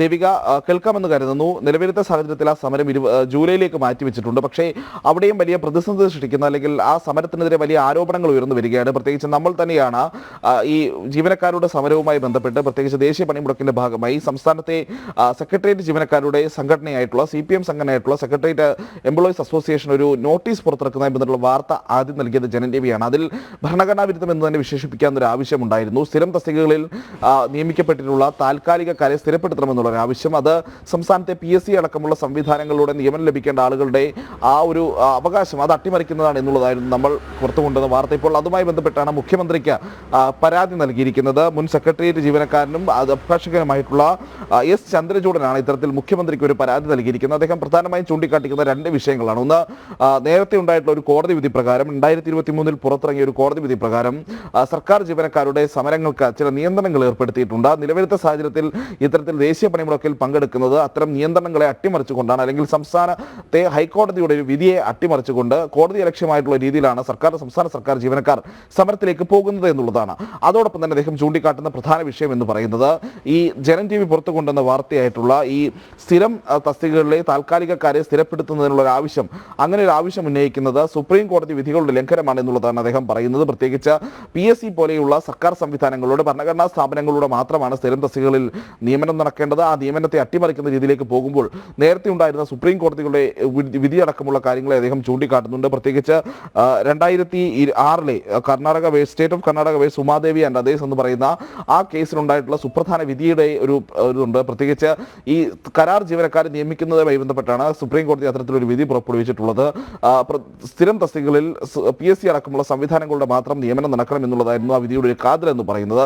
അതുകൊണ്ട് തന്നെ അത്തരമൊരു വിധി പുറത്തിറക്കിക്കുന്ന സാഹചര്യത്തിലാണ് സെക്രട്ടേറിയറ്റ് ജീവനക്കാർ ആ വിധിക്കെതിരായിട്ടുള്ള നിലപാട് സ്വീകരിച്ചുകൊണ്ട് സമരപ്രഖ്യാപനത്തിലേക്ക് പോകുന്നത്. അത് സുപ്രീം കോടതി വിധിയുടെ ലംഘനമാണ്, അല്ലെങ്കിൽ കോടതി ലക്ഷ്യമാണ് എന്നുള്ള ആക്ഷേപവും അദ്ദേഹം ഉന്നയിക്കുന്നു. അതുകൊണ്ട് തന്നെ ഈ സമര നോട്ടീസ് പുറത്തിറക്കിയിട്ടുള്ള കേരള സെക്രട്ടേറിയറ്റ് എംപ്ലോയീസ് അസോസിയേഷന്റെ പ്രസിഡന്റ് ആയിട്ടുള്ള P. ഹണി അടക്കമുള്ള അഡീഷണൽ സെക്രട്ടറിയാണ് സെക്രട്ടറിയിൽ അദ്ദേഹം. അത് ഹണി അടക്കമുള്ളവർക്കെതിരെ അച്ചടക്ക നടപടി സ്വീകരിക്കണം എന്നുള്ളൊരു ആവശ്യവും ഇപ്പോൾ ഈ മുഖ്യമന്ത്രിക്ക് നൽകിയ പരാതിയിൽ ഈ അഭിഭാഷകനായിട്ടുള്ള S. ചന്ദ്രചൂഡൻ ഉന്നയിക്കുന്നുണ്ട്. അദ്ദേഹം ചൂണ്ടിക്കാട്ടുന്ന ഒരു വിഷയം എന്ന് പറയുന്നത് ഒരു സംസ്ഥാന സർക്കാർ ജീവനക്കാരനാണ്. ഹൈക്കോടതിയുടെയും സുപ്രീം കോടതിയുടെയും വിധിക്കെതിരെ, അല്ലെങ്കിൽ അത്തരത്തിൽ സാധാരണഗതിയിൽ സുപ്രീം കോടതിയുടെ വിധി പുറപ്പെടുവിച്ചാൽ അത് രാജ്യത്തെ നിയമം എന്നുള്ളൊരു വ്യവസ്ഥ നിലനിൽക്കെ അത്തരമൊരു നടപടിക്കെതിരെ, അല്ലെങ്കിൽ അത്തരമൊരു നിയമപരമായിട്ടുള്ള ഒരു ഡിഗ്രി കോടതി പുറത്തിറക്കിയിരിക്കുമ്പോൾ അതിനെതിരെ ഒരു സമരപ്രഖ്യാപനം നടത്തുന്നത് രാജ്യത്തെ നിയമവ്യവസ്ഥയെ വെല്ലുവിളിക്കുന്നതിന് തുല്യമാണ്, അല്ലെങ്കിൽ രാജ്യത്തെ കോടതി സംവിധാനങ്ങളുടെ ഒരു വിധി പുറപ്പെടുവിച്ച് അതിലൂടെ നിയമമായിട്ടുള്ളൊരു വ്യവസ്ഥയെ അട്ടിമറിക്കുന്നതിന് തുല്യമാണ്. അതുകൊണ്ട് തന്നെ P. ഹണിക്കെതിരെ അച്ചടക്ക നടപടി സ്വീകരിക്കണമെന്ന് ഇപ്പോൾ S. ചന്ദ്രചൂഡൻ ആവശ്യപ്പെടുന്നു. നമ്മൾ തന്നെയാണ്, ജനജീവി തന്നെയാണ് ഈ പറയുന്ന രീതിയിൽ സ്ഥിരം തസ്തികകളിൽ നിയമിക്കപ്പെട്ടുള്ള കരാറുകാരെ സ്ഥിരപ്പെടുത്തണം എന്നുള്ള ഭരണഘടനാ വിരുദ്ധമായിട്ടുള്ള ഒരു ആവശ്യത്തിനെതിരെ ആദ്യം വാർത്ത നൽകുന്ന, അല്ലെങ്കിൽ അത്തരമൊരു സമരപ്രഖ്യാപനം നടത്തുന്നതിന്റെ ഒരു പോരായ്മ അല്ലെങ്കിൽ ഒരു പ്രശ്നം ചൂണ്ടിക്കാട്ടുന്ന ജനജീവിയാണ്. ഇപ്പോൾ ജനജീവി നൽകിയ വാർത്തയ്ക്ക് പിന്നാലെയാണ് മുഖ്യമന്ത്രിക്ക് ഇപ്പോൾ ഇങ്ങനെ ഒരു പരാതി എത്തിയിരിക്കുന്നത്. പക്ഷേ അപ്പോഴും മുഖ്യമന്ത്രിയുടെ ഓഫീസുമായി ഏറ്റവും അടുത്ത ബന്ധമുള്ള, അല്ലെങ്കിൽ CPM തന്നെ നേരിട്ട് ഈ രീതിയിൽ താൽക്കാലികക്കാരെ കുത്തിനിറയ്ക്കുകയും അവരെ പിന്നീട് ദേശീയ പണിമുടക്കിൽ സംസ്ഥാനത്തെ ജീവനക്കാരുടെ സംഘടനകൾ പങ്കെടുക്കുന്നതിൽ മുഖ്യമന്ത്രിക്ക് പരാതി ലഭിച്ചിരിക്കുന്നു. സർക്കാർ ജീവനക്കാരുടെ പണിമുടക്ക് ഹൈക്കോടതി ഉത്തരവിന്റെ ലംഘനമാണെന്നും സ്ഥിരം തസ്തികകളിലെ കരാർ ജീവനക്കാരെ സ്ഥിരപ്പെടുത്തണമെന്ന സമരാഹ്വാനം കോടതി ലക്ഷ്യമാണെന്നും പരാതിയിലുണ്ട്. സമര നോട്ടീസ് ഇറക്കിയ ഇടത് സംഘടനാ നേതാവും അഡീഷണൽ സെക്രട്ടറിയുമായ P. ഹണിക്കെതിരെ നടപടി സ്വീകരിക്കണമെന്നും ആവശ്യപ്പെട്ടിരിക്കുന്നു. പ്രജിത്ത് മോഹനനാണ് തിരുവനന്തപുരത്ത് നിന്ന് ചേർന്നത്. മറ്റ് റിപ്പോർട്ടുകളിലേക്ക് കൂടി എത്തുമ്പോൾ തിരുവനന്തപുരം മഞ്ചിയൂരിൽ ജൂനിയർ അഭിഭാഷകയെ മർദ്ദിച്ച സംഭവത്തിൽ പ്രതി ബെയ്ലിൻ ദാസിന്റെ ജാമ്യാപേക്ഷ ഇന്ന് കോടതി പരിഗണിക്കും. ജുഡീഷ്യൽ 1ാം ക്ലാസ് മജിസ്ട്രേറ്റ് 12-ലാണ് ജാമ്യാപേക്ഷ പരിഗണിക്കുക.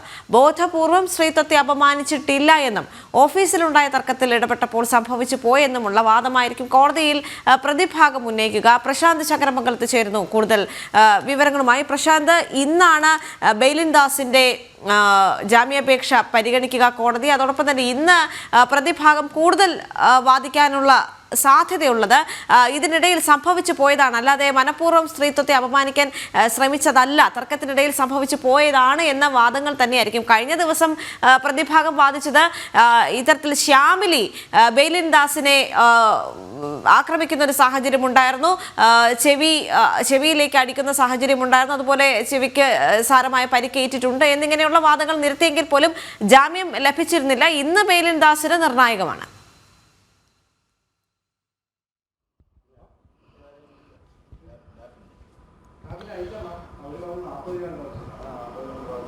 ദേവിക, മജിസ്ട്രേറ്റ് കോടതി 12-ആണ് ഇന്ന് കേസ് പരിഗണിക്കുന്നത്. ഇന്നലെ 11-ആയിരുന്നു, ഇന്ന് 12-ആണ് കേസ് പരിഗണിക്കുന്നത്. ഇതിലെ വിധിയാണ് ഇന്നുണ്ടാകുക. കഴിഞ്ഞ ദിവസം ഈ മജിസ്ട്രേറ്റ് കോടതിക്ക് മുന്നിൽ ചില വാദഗതികൾ മുന്നോട്ട് വെച്ചിരുന്നു ബെയ്ലിൻ ദാസ്. അതായത് താൻ തന്നെ മർദ്ദിച്ചത് കൊണ്ടാണ് മർദ്ദിച്ചത് എന്നടക്കമുള്ള കാരണങ്ങൾ പറഞ്ഞുകൊണ്ട് ചില വാദഗതികൾ മുന്നോട്ട് വെച്ചിരുന്നു. മാത്രമല്ല അതിൻ്റെ മെഡിക്കൽ സർട്ടിഫിക്കറ്റ് അടക്കം കോടതിയിൽ സമർപ്പിക്കുകയും ചെയ്തിരുന്നു. തുടർന്നാണ് ഇന്നത്തേക്ക് ജാമ്യാപേക്ഷയിൽ വിധി പറയുന്നത് ഇന്നത്തേക്ക് മാറ്റിയത്.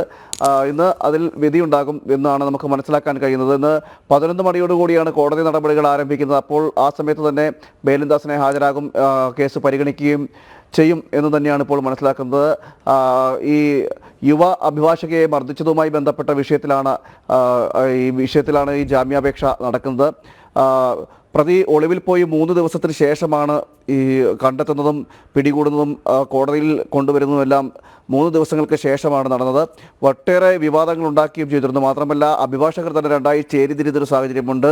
ഈ ബെയ്ലിൻ ദാസിനെ അനുകൂലിക്കുന്നവരും അതോടൊപ്പം തന്നെ പ്രതികൂലിക്കുന്നവരുമായ ഒരു വിഭാഗമുണ്ടായിരുന്നു. മാധ്യമപ്രവർത്തകർക്ക് പോലും അവിടെ നിന്നുകൊണ്ട് സ്വച്ഛന്തമായി നിന്നുകൊണ്ട് വഞ്ചിയൂർ കോടതി പരിസരത്തോ വഞ്ചിയൂർ പോലീസ് സ്റ്റേഷൻ്റെ പരിസരത്തോ നിന്നുകൊണ്ട് മാധ്യമപ്രവർത്തകർക്ക് പോലും ഈ വിഷയം റിപ്പോർട്ട് ചെയ്യാൻ കഴിയാത്ത സാഹചര്യം ഉണ്ടായിരുന്നു. കഴിഞ്ഞ ദിവസവും ഒരു മാധ്യമപ്രവർത്തകന് നേരെ അഭിഭാഷകരുടെ തെറിവിളിയും ആക്രമണമൊക്കെ ഉണ്ടാകുന്ന ഒരു സാഹചര്യം, കയ്യേറ്റ ശ്രമമൊക്കെ ഉണ്ടാകുന്ന സാഹചര്യമൊക്കെ ഉണ്ടായിരുന്നു. ഇങ്ങനെയൊക്കെയാണ് ഈ അഭിഭാഷകരുടെ ഒരു സ്വഭാവ രീതിയും. ഈ കേസിൽ അഭിഭാഷകൻ തന്നെ കുറ്റക്കാരനായതോടുകൂടി അതിൻ്റെ ഒരു പശ്ചാത്തലം കൂടി മാറുന്ന സാഹചര്യം കൂടി. എന്തായാലും ബേലിൻദാസിൻ്റെ ജാമ്യം ബെയിൽ കിട്ടുമോ ഇല്ലയോ എന്നുള്ളതടക്കമുള്ള കാര്യങ്ങളാണ് ഇനി പരിഗണിക്കുന്നത്.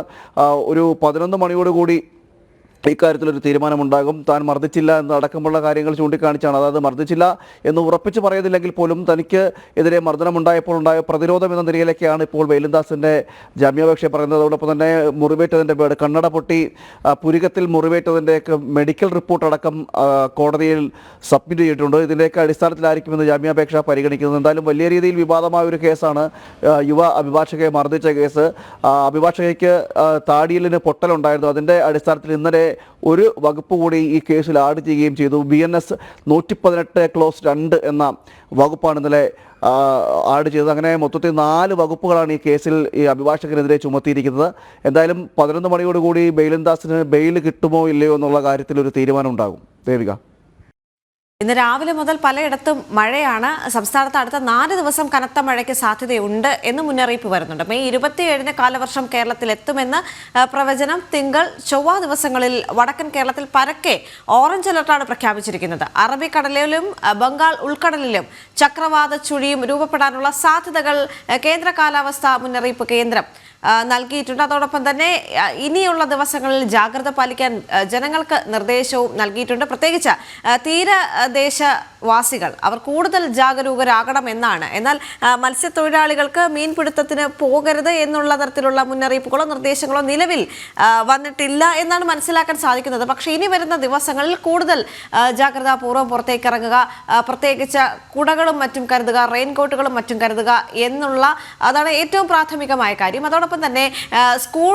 തുറക്കുന്ന ഒരു ഘട്ടം കൂടി വരികയാണ്. അതുകൊണ്ട് കൂടുതൽ റോഡിൽ കുഴികളുണ്ടോ അല്ലെങ്കിൽ മറ്റെന്തെങ്കിലും അപകടങ്ങൾ ഉണ്ടോ എന്നുള്ള കാര്യത്തിൽ കൂടി കൂടുതൽ ജാഗരൂകരാകേണ്ട ഒരു അവസ്ഥയാണ്. അതോടൊപ്പം തന്നെ തിരുവനന്തപുരത്തെ സംബന്ധിച്ചിടത്തോളം തിരുവനന്തപുരത്ത് ചെറിയൊരു മഴ പെയ്താൽ തന്നെ വെള്ളക്കെട്ട് രൂപപ്പെടുന്ന ഒരു സാഹചര്യം ഉണ്ടെന്നാണ് പല ഭാഗത്തു നിന്നും അറിയാൻ സാധിക്കുന്നത്. ഇതുമായി ബന്ധപ്പെട്ട് തിരുവനന്തപുരം കോർപ്പറേഷനെതിരെ വലിയ രീതിയിലുള്ള വിമർശനങ്ങൾ കഴിഞ്ഞ മഴക്കാലങ്ങളിലും വന്നിരുന്നു. ചെറിയൊരു മഴ പെയ്താൽ തന്നെ എവിടെയും വെള്ളക്കെട്ടുന്ന ഒരു സാഹചര്യം തിരുവനന്തപുരത്ത് ഉണ്ട് എന്നാണ് ഇപ്പോൾ ഉയർന്നു വരുന്ന ആക്ഷേപം. അതോടൊപ്പം തന്നെ മഴ പെയ്യുമ്പോൾ ഏറ്റവും കൂടുതൽ പ്രത്യേകിച്ച് കൊച്ചി നഗരത്തിൽ വെള്ളം കെട്ടുന്ന ഒരു സാഹചര്യമുണ്ട്. പക്ഷേ ഇത്തവണ അത്തരത്തിലുള്ള ഏതെങ്കിലും തരത്തിലുള്ള ബുദ്ധിമുട്ടുകൾ ജനങ്ങൾ അനുഭവിക്കേണ്ടി വരുമോ എന്നുള്ളൊരു ആശങ്ക കൊച്ചിയെ കേന്ദ്രീകരിച്ചും ഇപ്പോഴുണ്ട്. നിലവിൽ തിരുവനന്തപുരത്തെ സംബന്ധിച്ചിടത്തോളം മഴ പെയ്യുകയാണ്. രാവിലെ മുതൽ ശക്തമായ മഴയുണ്ട്, ഇടവിട്ട് മഴ പെയ്യുന്നു. അതോടൊപ്പം തന്നെ ഇനി വരുന്ന ദിവസങ്ങളിൽ ഇടിമിന്നലോട് കൂടിയ മഴയ്ക്ക് സാധ്യത ഉണ്ട് എന്നും കൂടി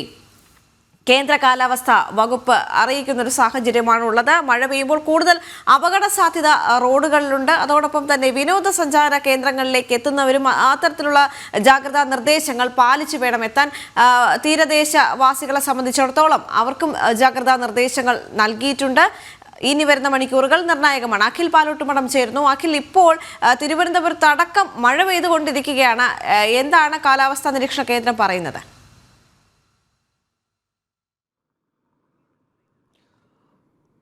ദേവിക, സംസ്ഥാനത്ത് പരക്ക മഴയ്ക്ക് സാധ്യതയെന്ന് തന്നെയാണ് കേന്ദ്ര കാലാവസ്ഥാ നിരീക്ഷണ കേന്ദ്രം ഇപ്പോൾ ഒരു മുന്നറിയിപ്പായി നൽകുന്നത്. സംസ്ഥാനത്തെ 2 ജില്ലകളിലാണ് നിലവിൽ യെല്ലോ അലേർട്ട് കേന്ദ്ര കാലാവസ്ഥാ വകുപ്പ് പ്രഖ്യാപിച്ചിരിക്കുന്നത്. അത് പത്തനംതിട്ട ജില്ലയിലും ഇടുക്കി ജില്ലയിലുമാണ്.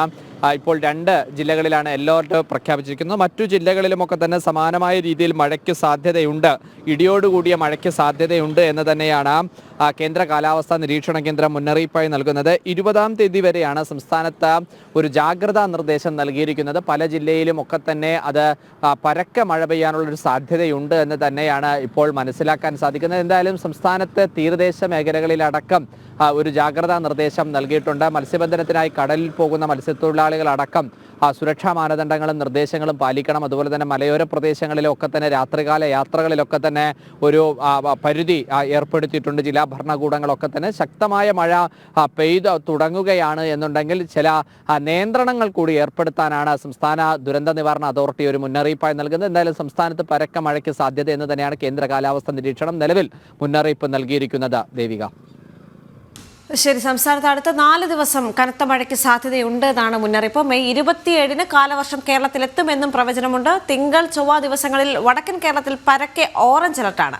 അറബിക്കടലിലും ബംഗാൾ ഉൾക്കടലിലും ചക്രവാത ചുഴിയും രൂപപ്പെടാനുള്ള സാധ്യത പ്രവചിച്ചിട്ടുണ്ട്. അഖിൽ പാലോട്ടുമടമാണ് വിവരങ്ങൾ നൽകിയത്. മറ്റു റിപ്പോർട്ടുകളിലേക്ക് കൂടി എത്തുമ്പോൾ, വിദേശ രാജ്യങ്ങളിൽ നിന്ന് കൊച്ചിയിലേക്കുള്ള എയർ പാഴ്സൽ ലഹരിക്കടത്ത് കേസുകളിൽ അന്വേഷണം ഊർജിതമാക്കി NCB. പാകിസ്ഥാൻ ഭീകര ഗ്രൂപ്പുകൾ ഭാരതത്തിൽ നാർക്കോട്ടിക് ഭീകരവാദം വളർത്താൻ ശ്രമിക്കുന്നുവെന്ന മുന്നറിയിപ്പ് കേന്ദ്ര രഹസ്യാന്വേഷണ വിഭാഗങ്ങൾ വിവിധ അന്വേഷണ ഏജൻസികൾക്ക് നൽകിയിരുന്നു. ജിജീഷ് കരുണാകരൻ ചേരുന്നു കൂടുതൽ വിവരങ്ങളുമായി. ജിജീഷ്, ഇപ്പോൾ രണ്ടാം പിണറായി സർക്കാരിന്റെ 4ാം വാർഷികത്തോടനുബന്ധിച്ച് എറണാകുളം ജില്ലയിൽ സംഘടിപ്പിക്കുന്ന എന്റെ കേരളം മെഗാ പ്രദർശന വിപണന മേള ഇന്ന് ആരംഭിക്കും. വ്യവസായ വകുപ്പ് മന്ത്രി P. രാജീവാണ് മേളയുടെ ഉദ്ഘാടനം നിർവഹിക്കുക.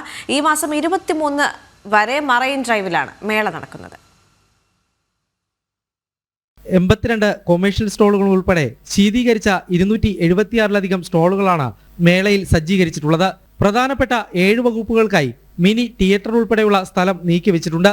57,000 ചതുരശ്ര അടിയിലാണ് പവലിയൻ ഒരുക്കിയിരിക്കുന്നത്. മന്ത്രി P. രാജീവ് മേളയുടെ ഉദ്ഘാടനം നിർവഹിക്കും. Kochi mayor M. അനിൽകുമാർ അധ്യക്ഷത വഹിക്കുന്ന ചടങ്ങിൽ പ്രതിപക്ഷ നേതാവ് VD സതീശനടക്കമുള്ളവർ പങ്കെടുക്കും. രാവിലെ 10 മണി മുതൽ രാത്രി 9 മണി വരെയാണ് മേള. മെയ് 23 വരെ കാർഷിക മേളയും കേരളത്തിന്റെ രുചിവൈവിധ്യങ്ങൾ ഒരു കുടക്കീഴിൽ അണിനിരത്തുന്ന ഭക്ഷ്യമേളയും സംഘടിപ്പിച്ചിട്ടുണ്ട്. കർഷകരുടെ ഉൽപ്പന്നങ്ങളുടെ പ്രദർശനം, വ്യവസായ വകുപ്പ് സംരംഭകർക്കായി ഹെൽപ്പ് ലൈൻ സെന്ററും കൈത്തറി, കരകൗശലം, ഇലക്ട്രിക്കൽ, ഇലക്ട്രോണിക് ഉപകരണങ്ങളുടെ പ്രദർശനവും മേളയിൽ ഉൾപ്പെടുത്തും. വിവിധ സർക്കാർ വകുപ്പുകളുടെ നേതൃത്വത്തിൽ വിദഗ്ധർ പങ്കെടുക്കുന്ന സെമിനാറുകളും പ്രശസ്ത കലാകാരന്മാരുടെ നേതൃത്വത്തിലുള്ള സംഗീത സന്ധ്യകളും മേളയിൽ നടക്കും. ജനം, കൊച്ചി. വിദേശ രാജ്യങ്ങളിൽ നിന്ന് കൊച്ചിയിലേക്കുള്ള എയർ പാഴ്സൽ ലഹരിക്കടത്ത് കേസുകളിൽ അന്വേഷണം ഊർജിതമാക്കി NCB. പാകിസ്ഥാൻ ഭീകര ഗ്രൂപ്പുകൾ ഭാരതത്തിൽ നാർക്കോട്ടിക് ഭീകരവാദം വളർത്താനും ശ്രമിക്കുന്നുവെന്ന മുന്നറിയിപ്പ് കേന്ദ്ര രഹസ്യാന്വേഷണ വിഭാഗങ്ങൾ വിവിധ അന്വേഷണ ഏജൻസികൾ കൈമാറിയിരുന്നു. ജിജീഷ് കരുണാകരൻ ചേരുന്നുണ്ട് കൂടുതൽ വിവരങ്ങളുമായി. ജിജീഷ്, ഈ ഓപ്പറേഷൻ സിന്ദൂറുമായി ബന്ധപ്പെട്ട് അല്ലെങ്കിൽ ഓപ്പറേഷൻ സിന്ദൂറിന് ശേഷം പാകിസ്ഥാന്റെ ഭാഗത്ത് നിന്ന് ഈ ലഹരി ഭാരതത്തിലേക്ക് കടത്തിയുള്ള ഭീകരവാദ പ്രവർത്തനങ്ങൾ വളർത്താനുള്ള ശ്രമങ്ങൾ നടത്തുന്നു എന്ന രഹസ്യാന്വേഷണ വിഭാഗങ്ങളുടെ വിവരത്തെ തുടർന്ന് കൂടുതൽ പരിശോധനകൾ കർശനമാക്കിയിരിക്കുകയാണ്. ഏത് തരത്തിലാണ് ഇപ്പോൾ ഈ അന്വേഷണങ്ങൾ മുന്നോട്ട് പോകുന്നത്? ദേവിക പറഞ്ഞതുപോലെ തന്നെ വലിയ തോതിൽ ലഹരി എയർ പാഴ്സലായി കൂടെ എത്തിയിരുന്നു അടുത്ത കാലത്തായി ഏതാനും മാസങ്ങൾക്കുള്ളിലാണ് ഇത്തരത്തിൽ എയർ പാഴ്സൽ വഴിയുള്ള ലഹരിക്കടത്ത്, പ്രത്യേകിച്ച് MDMA, ഹൈബ്രിഡ് കഞ്ചാവ് എന്നിവയുടെ ലഹരിക്കടത്ത് വലിയ തോതിൽ വർദ്ധിച്ചത്. ഈ ഒരു പശ്ചാത്തലത്തിലാണ് വിശദമായ അന്വേഷണം NCB ഇതുമായി ബന്ധപ്പെട്ട് നടത്തുന്നത്. മാത്രമല്ല, ഈ ലഹരിക്കടത്തുകൾക്ക് പിന്നിലുള്ള പാകിസ്ഥാൻ ബന്ധങ്ങൾ നേരത്തെ തന്നെ അതുമായി ബന്ധപ്പെട്ട ചില സൂചനകൾ ലഭിച്ചിരുന്നു. അഫ്ഗാനിസ്ഥാനിൽ നിന്നും ഒപ്പം തന്നെ പാകിസ്ഥാനിൽ നിന്നുമെല്ലാമായിരുന്നു ഇത്തരത്തിൽ ലഹരി വലിയ തോതിൽ കേരളത്തിലേക്ക് എത്തിയിരുന്നത്. അത് ആഴക്കടൽ വഴി അല്ലെങ്കിൽ ഉൾക്കടലിലെ പിടിച്ചിരുന്ന ലഹരിക്കടത്തുകളിലാണ് ഇത്തരത്തിൽ പാകിസ്ഥാന്റെയും അഫ്ഗാനിസ്ഥാന്റെയും എല്ലാം തന്നെ അവിടെയുള്ള ലഹരി സംഘങ്ങളുടെ ഒരു പങ്കാളിത്തം വ്യക്തമായത് എങ്കിൽ ഈ എയർ പാഴ്സൽ ലഹരിക്കടത്തുകൾക്ക് പിന്നിലും പാകിസ്ഥാന്റെയും അല്ലെങ്കിൽ അതുപോലുള്ള രാജ്യങ്ങളുടെയും എല്ലാം തന്നെയുള്ള ഒരു പങ്കാളിത്തമാണ് സംശയിക്കുന്നത്. സ്വാഭാവികമായും ഒരു നാർക്കോട്ടിക് ജിഹാദിന് ശ്രമിക്കുന്നുണ്ട് ഭീകരവാദ ഗ്രൂപ്പുകൾ എന്ന് അന്വേഷണ സംഘം നേരത്തെ തന്നെ പറഞ്ഞിരുന്നു. ഇതുമായി ബന്ധപ്പെട്ട് ഇന്റലിജൻസ് ബ്യൂറോയുടെ നിരവധി റിപ്പോർട്ടുകൾ കൂടി ഉണ്ടായിരുന്നു. അതിൻ്റെ അടിസ്ഥാനത്തിൽ കൂടിയാണ് വിശദമായ ഒരു അന്വേഷണത്തിലേക്ക് NCB കടക്കുന്നത്. അത്തരത്തിൽ നാർക്കോട്ടിക് ജിഹാദിൻ്റെ ഭാഗമായിട്ടാണോ ഈ ലഹരി എയർ പാഴ്സൽ വഴിയായും എത്തിക്കുന്നത്, അങ്ങനെയെങ്കിൽ അതിന് പിന്നിൽ പ്രവർത്തിക്കുന്നത് ആരെല്ലാമാണ് എന്നീ കാര്യങ്ങളിലാണ് NCB അന്വേഷണം നടത്തുന്നത്. നേരത്തെ പിടികൂടിയ വിവിധ ലഹരി കേസുകളിൽ NCB വിശദമായി തന്നെയുള്ള അന്വേഷണം ആരംഭിച്ചിരുന്നു. ഇറാൻ പൗരരടക്കം പിടികൂടിയ കേസിൽ NCBയുടെ അന്വേഷണം നടന്നിരുന്നു. രാജ്യാന്തരമായി അന്വേഷണം നീളേണ്ട കേസുകളാണ്. ഇന്റർപോളിന്റെ അടക്കമുള്ള സഹായത്തോടു കൂടിയാണ് അന്വേഷണം മുന്നോട്ട് പോകേണ്ടത്. ഈ ഘട്ടത്തിലാണ് NCB അതിൽ പാകിസ്ഥാന്റെ പങ്കാളിത്തം അടക്കമുള്ള കാര്യങ്ങൾ പരിശോധിക്കുന്നത്. രാജ്യത്ത് നർക്കോട്ടിക് ജിഹാദിസം വളർത്തുന്നതിനുള്ള ഒരു ശ്രമങ്ങൾ ഭീകരവാദ ഗ്രൂപ്പുകൾ നടത്തിയിട്ടുണ്ടോ എന്നത് സംബന്ധിച്ചുള്ള ഒരു അന്വേഷണം കൂടി നടത്തുന്നു. പ്രത്യേകിച്ച് കൊച്ചി നഗരം കേന്ദ്രീകരിച്ചാണ് വലിയ തോതിൽ ലഹരി പല ഘട്ടങ്ങളിലായി എത്തിയിരുന്നത്. ആദ്യം വ്യക്തികളാണ് ഈ ലഹരി വസ്തുക്കൾ കൊണ്ടുവന്നിരുന്നത് എങ്കിൽ വ്യക്തികളെ കൂടുതൽ ശക്തമായ പരിശോധനയ്ക്ക് വിധേയമാക്കാൻ തുടങ്ങിയതോടെ അവർ ശരീരത്തിന്റെ പല ഭാഗങ്ങളിലായി ഒളിപ്പിച്ച് കടത്താൻ ശ്രമിച്ച മാരക ലഹരികൾ പിടികൂടിയിരുന്നു. ഇതോടുകൂടിയാണ് നേരിട്ട് ആളുകൾ ലഹരി കൊണ്ടുവരുന്നത് ആ ഒരു രീതിയിൽ നിന്ന് മാറിയതിന് ശേഷം എയർ പാഴ്സൽ വഴി ലഹരി എത്തിക്കുന്ന ഒരു നിലയിലേക്ക് ലഹരി സംഘങ്ങൾ മാറുകയും ചെയ്തത്. അത്തരം കാര്യങ്ങളിലാണ് പ്രധാനമായും ഇപ്പോൾ NCB അന്വേഷണം നടക്കുന്നത്. അതായത് ഒരു ഭാഗത്ത് നേരത്തെ പിടികൂടിയ പുറംകടലിൽ പിടികൂടിയ ലഹരി കേസുകളിലെ NCB അന്വേഷണം മുന്നോട്ട് പോകുന്നു. അതിൽ ചിലതിൽ കുറ്റപത്രം സമർപ്പിച്ചിരുന്നു. അതിനുമപ്പുറം വിശദമായ ഒരു അന്വേഷണത്തിലേക്ക് NCB പ്രത്യേകിച്ച് രാജ്യാന്തര അന്വേഷണ സംഘങ്ങളുടെ കൂടി സഹകരണത്തോടെ അന്വേഷണം നീട്ടുന്നു. ഒപ്പം തന്നെ എയർ പാഴ്സലുകൾ കൊണ്ടുവന്നതിലെ ദുരൂഹതകൾ നീക്കാനുള്ള ഒരു അന്വേഷണത്തിലേക്ക് കൂടിയാണ് ഇപ്പോൾ NCB കടന്നിട്ടുള്ളത്. ശരി, എന്തായാലും വിദേശ രാജ്യങ്ങളുമായി ബന്ധപ്പെട്ട് വിദേശ രാജ്യങ്ങളിൽ നിന്ന് കൊച്ചിയിലേക്കുള്ള എയർ പാഴ്സൽ ലഹരിക്കടത്ത് കേസുകളിലാണ് അന്വേഷണം ഊർജിതമാക്കിയിട്ടുള്ളത്. NCB ജിജീഷ് ഈ ഒരു കാര്യത്തിൽ പ്രത്യേകിച്ച് പാകിസ്ഥാൻ ഭീകര ഗ്രൂപ്പുകളുമായി ബന്ധപ്പെട്ടുള്ള അന്വേഷണം കൂടി കൂടുതൽ ശക്തമാക്കുന്നൊരു സാഹചര്യം ഉണ്ടല്ലോ. കാരണം പാകിസ്ഥാൻ ഭാരതത്തിലേക്ക് നാർക്കോട്ടിക് ഭീകരവാദം വളർത്താനുള്ള ശ്രമങ്ങൾ നടത്തുന്നു എന്നുള്ള ചില വിവരങ്ങൾ പുറത്തു വന്നതിന്റെ ഭാഗമായിട്ടാണിത്. ഇതുമായി ബന്ധപ്പെട്ട് വിമാനത്താവളങ്ങൾ കേന്ദ്രീകരിച്ച് അടക്കം കൂടുതൽ അന്വേഷണങ്ങൾ നടന്നു വരുന്നൊരു സാഹചര്യം കൂടി ഉണ്ടല്ലോ.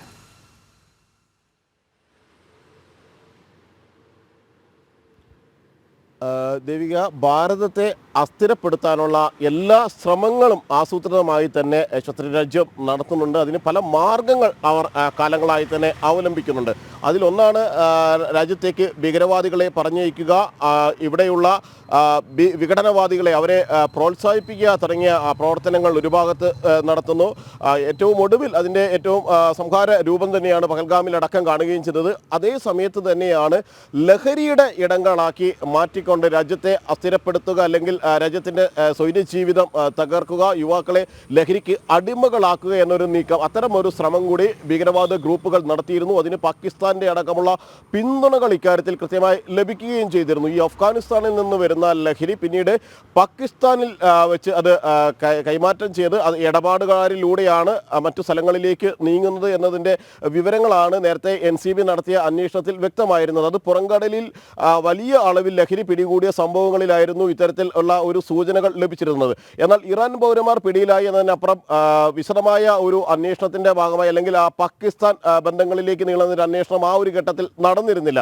ഈ ഒരു പശ്ചാത്തലത്തിൽ എയർ പാഴ്സൽ ഇടപാടുകൾ കൂടി, എയർ പാഴ്സൽ ലഹരി കടത്തുകൾ കൂടി കഴിഞ്ഞ ഏതാനും മാസങ്ങൾക്കിടയിൽ വലിയ തോതിൽ വർദ്ധിക്കുകയും ചെയ്തു. നേരത്തെ ഞാൻ പറഞ്ഞതുപോലെ തന്നെ വ്യക്തികളാണ് ലഹരി കടത്തിക്കൊണ്ട് വന്നിരുന്നത് എങ്കിൽ ആരും തന്നെ പിടിക്കപ്പെടാതെ, അല്ലെങ്കിൽ ഒരു സൂചനകളിൽ ലഭിക്കാതെ, പിടിക്കപ്പെട്ടാലും അതിൻ്റെ ഉറവിടം എവിടെയാണ് എന്ന് പോലും മനസ്സിലാക്കാത്ത വിധം അന്വേഷണം മുന്നോട്ട് കൊണ്ടുപോകാൻ തടസ്സങ്ങൾ ഉണ്ടാക്കുന്ന വിധത്തിലാണ് ഈ എയർ പാഴ്സലുകൾ എത്തിയിരുന്നത്. പലപ്പോഴും അത് വാങ്ങാൻ വേണ്ടി, അല്ലെങ്കിൽ ആരാണോ അത് സ്വീകരിക്കാൻ വേണ്ടി കാത്തിരിക്കുന്നത് എന്നത് സംബന്ധിച്ച് യാതൊരു വ്യക്തതയും ഉണ്ടാകില്ല. പിടിക്കപ്പെട്ട് കഴിയുന്നതോടുകൂടി തന്നെ ഈ എയർ പാഴ്സൽ സ്വീകരിക്കാൻ വേണ്ടി കാത്തിരിക്കുന്ന ആളുകൾ തന്ത്രപൂർവ്വം അവിടെ നിന്ന് മാറും, അല്ലെങ്കിൽ അത് സ്വീകരിക്കാതെ ഒഴിഞ്ഞു മാറും. അതുകൊണ്ട് തന്നെ ആർക്ക് വേണ്ടി എത്തി, അല്ലെങ്കിൽ ആരിലേക്കാണ് ഇത് നീങ്ങുന്നത് എന്നത് സംബന്ധിച്ചൊന്നും തന്നെ കണ്ടെത്താൻ കഴിയാറില്ല. ഇവിടെയാണ് NCB ഇതിലെല്ലാം തന്നെ വിശദമായ ഒരു അന്വേഷണം നടത്തുന്നത്. ഏതെങ്കിലും ഭീകരവാദ വിഘടനവാദ ഗ്രൂപ്പുകൾ ഈ ലഹരിക്കടത്തുകൾക്ക് പിന്നിൽ പ്രവർത്തിക്കുന്നുണ്ടോ എന്ന കാര്യമാണ് പ്രധാനമായും അവർ പരിശോധിക്കുന്നത്. അങ്ങനെയെങ്കിൽ അതിനെ നിയന്ത്രിക്കുന്നത് ആര്, അതിൻ്റെ കണ്ണികളായി പ്രവർത്തിക്കുന്നത്, രാജ്യത്ത് അതിൻ്റെ കണ്ണികളായി പ്രവർത്തിച്ച് മുന്നോട്ട് പോകുന്നത് ആരെല്ലാമാണ് തുടങ്ങിയ കാര്യങ്ങളെല്ലാം തന്നെ NCBയുടെ അന്വേഷണ പരിധിയിലുണ്ട്. പല ഘട്ടങ്ങളിലായി നാർക്കോട്ടിക് കൺട്രോൾ ബ്യൂറോ വിവിധ ലഹരി കേസുകളിൽ കൂടുതൽ അന്വേഷണം ശക്തമാക്കിയിട്ടുണ്ട് എന്ന് മനസ്സിലാക്കാൻ സാധിക്കുന്നുണ്ട്. ജിജീഷ് കരുണാകരനാണ് കൊച്ചിയിൽ നിന്ന് ചേർന്നത്. ഈ മണിക്കൂറിലെ വളരെ പ്രധാനപ്പെട്ട വാർത്തകൾ നോക്കാം ആദ്യം. ഭാരതത്തിന്റെ പ്രത്യാക്രമണം സ്ഥിരീകരിച്ചു പാകിസ്ഥാൻ. നൂർഖാൻ വ്യോമത്താവളം അടക്കം ആക്രമിച്ചു, സൈനിക മേധാവി അറിയിച്ചെന്നും ഷഹബാസ് ഷരീഫ്. അഠാരി അതിർത്തിയിലൂടെ അഫ്ഗാൻ ട്രക്കുകൾക്ക് അനുമതി നൽകി ഭാരതം.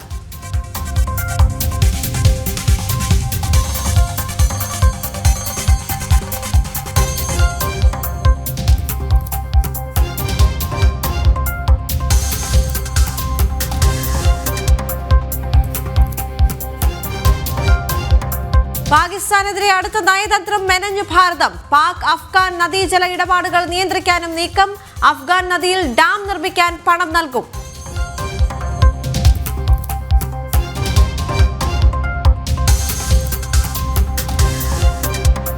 ജി സുധാകരൻ ഊരാക്കുടുക്കിൽ. മൊഴിയെടുക്കാൻ പോലീസ്. പ്രസംഗത്തിന്റെ വീഡിയോ ശേഖരിച്ചു. നടപടി തപാൽ വോട്ടിൽ കൃത്രിമം കാട്ടിയെന്ന വെളിപ്പെടുത്തലിൽ.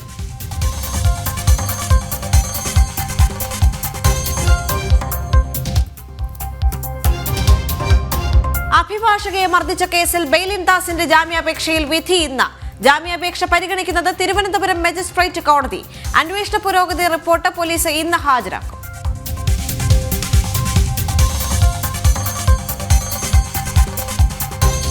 ഉന്നത വിദ്യാഭ്യാസത്തിൽ കേരളം മുന്നിലല്ല. മന്ത്രിയുടെ അവകാശവാദം അടിസ്ഥാനരഹിതമെന്ന നീതി ആയോഗ് റിപ്പോർട്ട്. സർവകലാശാല കോളേജ് സാന്ദ്രതയിലും പിന്നിലെന്ന കണക്കുകൾ. ജനം ബ്രേക്കിംഗ്.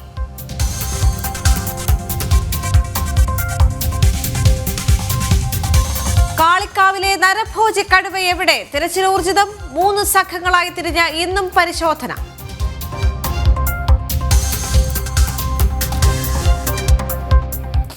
മലപ്പുറം കാളിക്കാവിൽ ആളെക്കൊല്ലി കടുവയെ പിടികൂടാൻ ദൗത്യം ഇന്നും തുടരും. ഇന്നലെ പ്രദേശത്ത് 2 കൂടുകൾ സ്ഥാപിച്ചിരുന്നു. 50ഓളം ക്യാമറകളും സ്ഥാപിച്ചിട്ടുണ്ട്. വയനാട് മുത്തങ്ങയിൽ നിന്നുള്ള കുഞ്ചു, കോന്നി സുരേന്ദ്രൻ എന്നീ കുങ്കിയാനകളും എത്തിയിട്ടുണ്ട്. ഡോക്ടർ അരുൺ സക്കറിയയുടെ കീഴിലുള്ള ഡോക്ടർമാർ സ്ഥലത്ത് ക്യാമ്പ് ചെയ്യുന്നുണ്ട്. 20 പേരടങ്ങുന്ന 3 സംഘമായിട്ടാണ് തിരച്ചിൽ നടത്തുന്നത്. ശിവദാസ് കർമ്മനം ചേരുന്നു കൂടുതൽ വിവരങ്ങളുമായി. ശിവദാസ്, ഇപ്പോൾ 20 പേരടങ്ങുന്ന ഒരു സംഘമാണ് തിരച്ചിലിനായി എത്തിയിട്ടുള്ളത്. മാത്രമല്ല ഡോക്ടർ അരുൺ സക്കറിയയുടെ കീഴിലുള്ള മെഡിക്കൽ സംഘവും അവിടെ ക്യാമ്പ് ചെയ്യുന്നുണ്ട് എന്നറിയാൻ സാധിക്കുന്നുണ്ട്. ഇന്നും തിരച്ചിൽ തുടരുകയാണ്. തിരച്ചിൽ ആരംഭിച്ചോ? ഇന്നത്തെ മറ്റ് വിവരങ്ങൾ എന്തൊക്കെയാണ്?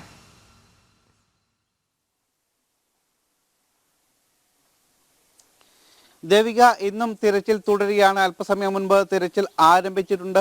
വയനാട് ആളെക്കൊല്ലി കടുവയെ, കാളിക്കാവ് ആളെക്കൊല്ലി കടുവയെ പിടികൂടുന്നതിന് വേണ്ടിയുള്ള തിരച്ചിൽ ഊർജിതമായി തന്നെ നടക്കുന്നുണ്ട്. 20 പേര് അടങ്ങുന്ന 3 ടീമുകളായിട്ടാണ് തിരച്ചിൽ നടത്തുന്നത്. ഇന്നലെ രാവിലെ മുതൽ തന്നെ തിരച്ചിൽ ആരംഭിച്ചിരുന്നു. പക്ഷേ ഇന്നലെ വൈകിട്ട് 6 മണിയായിട്ടും കടുവയെ കണ്ടെത്താൻ കഴിഞ്ഞിട്ടില്ല. 2 ഇടങ്ങളിലായി കൂടുകൾ സ്ഥാപിച്ചിട്ടുണ്ട്. അതായത് കടുവയുടെ സാന്നിധ്യം സംശയിക്കുന്ന ഭാഗങ്ങളിലാണ് ഈ കൂടുകൾ സ്ഥാപിച്ചിട്ടുള്ളത്. നിലവിൽ നേരത്തെ കടുവ കടിച്ചു കൊന്ന ഗഫൂറിനെ എടുത്ത അല്ലെങ്കിൽ കടിച്ചു കൊണ്ടുപോയ ആ ഭാഗത്ത് ആണ് കൂട് സ്ഥാപിച്ചിട്ടുള്ളത്. അതിന് തൊട്ടപ്പുറത്ത് തന്നെയാണ് മറ്റൊരു കൂടും സ്ഥാപിച്ചിരിക്കുന്നത്. ഇങ്ങനെ 2 ഇടങ്ങളിൽ കൂട് സ്ഥാപിച്ചിട്ടുണ്ട്. അതോടൊപ്പം തന്നെ വ്യത്യസ്ത ഇടങ്ങളിലടക്കം ഏകദേശം 50ഓളം നിരീക്ഷണ ക്യാമറകൾ സ്ഥാപിച്ചിട്ടുണ്ട്. അതോടൊപ്പം തന്നെ ഡ്രോണിന്റെ സഹായവും തിരച്ചിലിനായി ഉണ്ടാകും. ഇങ്ങനെ വലിയ രീതിയിലുള്ള ഒരു സന്നാഹത്തോടു കൂടി തന്നെയാണ് വനം വകുപ്പ് ഈ ആളെക്കൊല്ലി കടുവയെ പിടികൂടാനുള്ള ശ്രമം ആരംഭിച്ചിട്ടുള്ളത്. മിനിഞ്ഞാന്ന് വൈകിട്ട് തന്നെ തിരച്ചിൽ ആരംഭിച്ചിരുന്നു, അല്ലെങ്കിൽ ഇതുമായി ബന്ധപ്പെട്ടുള്ള ദൗത്യം സംഘം ആരംഭിച്ചിരുന്നു. മിനിഞ്ഞാന്ന് വൈകിട്ട് തന്നെ കുങ്കിയാന എത്തിയിരുന്നു. വയനാട് നിന്നുള്ള കുങ്കിയാനയായ കുഞ്ചു ഇന്നലെ മിനിഞ്ഞാന്ന് വൈകിട്ട് എത്തിയിരുന്നു. അതോടൊപ്പം തന്നെ ഡോക്ടർ അരുൺ സക്കറിയയുടെ നേതൃത്വത്തിലുള്ള വിദഗ്ധ സംഘവും ഈ സംഭവ സ്ഥലത്ത് ക്യാമ്പ് ചെയ്യുന്നുണ്ട്. ഇങ്ങനെ വിദഗ്ധർ അടങ്ങിയ ഒരു സംഘം തന്നെയാണ് ഈ തിരച്ചിലിന് നേതൃത്വം നൽകുന്നത്. എന്തായാലും നിലവിൽ ഇതുവരെ കടുവയെ പിടികൂടാൻ കഴിഞ്ഞിട്ടില്ല. ഊർജിതമായ തിരച്ചിൽ തന്നെയാണ് നടക്കുന്നത്. ഡ്രോൺ അടക്കമുള്ള സംവിധാനവും ക്യാമറ അടക്കമുള്ള സംവിധാനങ്ങളും അടക്കം ഉപയോഗിച്ച്, അതോടൊപ്പം തന്നെ വനംവകുപ്പിന്റെ മറ്റ് എല്ലാ സംവിധാനങ്ങളും സജ്ജീകരണങ്ങളും ഉപയോഗിച്ചുകൊണ്ട് തന്നെയാണ് ഈ ആളെക്കൊല്ലി കടുവയെ പിടികൂടുന്നത് തിരച്ചിൽ ആരംഭിച്ചത്. അറിയാം 2 ദിവസം മുൻപാണ് ടാപ്പിംഗ് തൊഴിലാളിയായ ഗഫൂർ എന്ന കാളിക്കാവ് സ്വദേശിയെ കടുവ പിടിച്ചു കൊണ്ടുപോയി കൊന്നത്. ശരീരത്തിന്റെ വിവിധ ഭാഗങ്ങളിലടക്കം ആഴത്തിലുള്ള മുറിവുകൾ ഉണ്ടായിരുന്നു എന്ന് പോസ്റ്റ്മോർട്ടം റിപ്പോർട്ടിലും വ്യക്തമാക്കുന്നുണ്ട്. അതോടൊപ്പം തന്നെ കടുവയുടെ പല്ലിന്റെയും നഖത്തിന്റെയും എല്ലാം തന്നെ പാടുകൾ ശരീരത്തിന്റെ പല ഇടങ്ങളിലും ഉണ്ടായിരുന്നു. അങ്ങനെ ഇത് കടുവ തന്നെയാണ് പിടിച്ചു കൊണ്ടുപോയത് എന്ന സ്ഥിരീകരിച്ചിട്ടുണ്ട്. ദൃക്സാക്ഷി അത്തരത്തിലുള്ള മൊഴി തന്നെയാണ് നൽകിയിരിക്കുന്നത്. കഴിഞ്ഞ 3 വർഷത്തോളമായി ഈ ഭാഗത്ത് കടുവ ഉണ്ട് എന്ന് നാട്ടുകാർ പറയുന്നുണ്ട്. ഇതുമായി ബന്ധപ്പെട്ട് മുൻപും നാട്ടുകാർ വനംവകുപ്പിനെ ഇക്കാര്യങ്ങളെല്ലാം തന്നെ അറിയിച്ചിരുന്നു. പല സമയത്ത് ഈ കടുവയെ പല ഭാഗങ്ങളിലായി കണ്ടു എന്ന് മുൻപും നാട്ടുകാർ വനംവകുപ്പിനെ അറിയിച്ചിരുന്നു. എന്നാൽ വനംവകുപ്പിന്റെ ഭാഗത്തു നിന്നും കൃത്യമായൊരു നടപടികളൊന്നും തന്നെ മുൻപ് ഉണ്ടായിരുന്നില്ല. ഇപ്പോൾ ഒരു ആളെ കടിച്ചു കൊന്നതിന് ശേഷം മാത്രമാണ് വനംവകുപ്പ് ഇത്തരത്തിലുള്ള ഒരു ഇടപെടൽ നടത്തുന്നത്. അത് മാധ്യമങ്ങളിലടക്കം വലിയ രീതിയിൽ വാർത്ത വന്നപ്പോഴാണ് വനംവകുപ്പിന്റെ ഭാഗത്തു നിന്നും ഉള്ള ഒരു ഇടപെടൽ ഉണ്ടായിട്ടുള്ളത് എന്നാണ് നാട്ടുകാരുടെ ഒരു അഭിപ്രായം. അത് ഒരു ഗഫൂറിനെ കടിച്ചു കൊന്ന സമയത്ത് തന്നെ വലിയ രീതിയിലുള്ള ഒരു പ്രതിഷേധം നാട്ടുകാരുടെ ഭാഗത്തു നിന്നും ഉണ്ടായിരുന്നു. മൃതദേഹം വിട്ടുകൊടുക്കാതെ നാട്ടുകാർ വലിയ രോഷത്തോടെ വനംവകുപ്പിനെതിരെ പ്രതിഷേധിച്ചിരുന്നു. പിന്നീട് വനംവകുപ്പ് നൽകിയ ഉറപ്പിനെ തുടർന്നാണ് അവർ ഈ ഒരു പ്രതിഷേധത്തിൽ നിന്നും അന്ന് പിന്മാറിയത്. അടിയന്തരമായി ധനസഹായം നൽകും എന്ന് വനംവകുപ്പ് അറിയിച്ചിരുന്നു.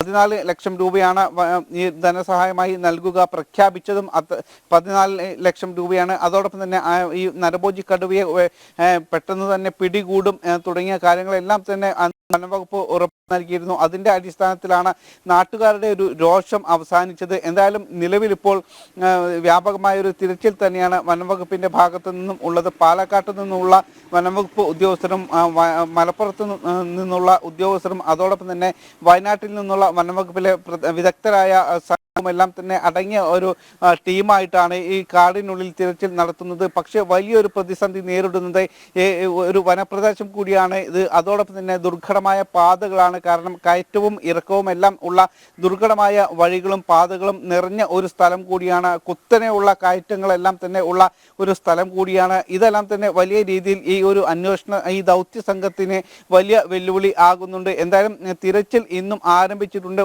കടുവയെ ഉടൻ പിടികൂടാനാകും എന്നൊരു പ്രതീക്ഷയിൽ തന്നെയാണ് വനംവകുപ്പ് ഉദ്യോഗസ്ഥരും അതോടൊപ്പം തന്നെ നാട്ടുകാരും. ദേവിക.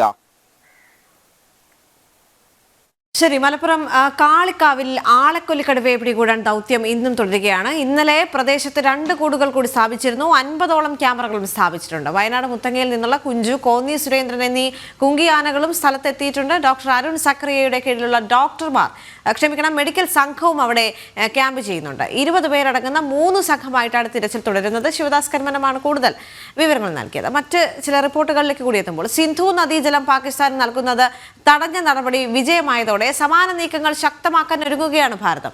അഫ്ഗാനിസ്ഥാനുമായുള്ള പാകിസ്ഥാന്റെ നദീജല ഇടപാടുകൾ നിയന്ത്രിക്കാനുള്ള നീക്കങ്ങളിലേക്ക് ഭാരതം കടന്നിരിക്കുന്നു. അഫ്ഗാനിസ്ഥാനിലെ സുപ്രധാന നദിയിൽ ഡാം നിർമ്മിക്കുന്നതിന് $236 ദശലക്ഷം ഭാരതം വാഗ്ദാനം ചെയ്തിട്ടുണ്ട്. അഫ്ഗാനിസ്ഥാനിലെ 9 നദികളിലെ ജലം പാകിസ്ഥാനുമായി പങ്കുവെക്കുന്നുണ്ട്.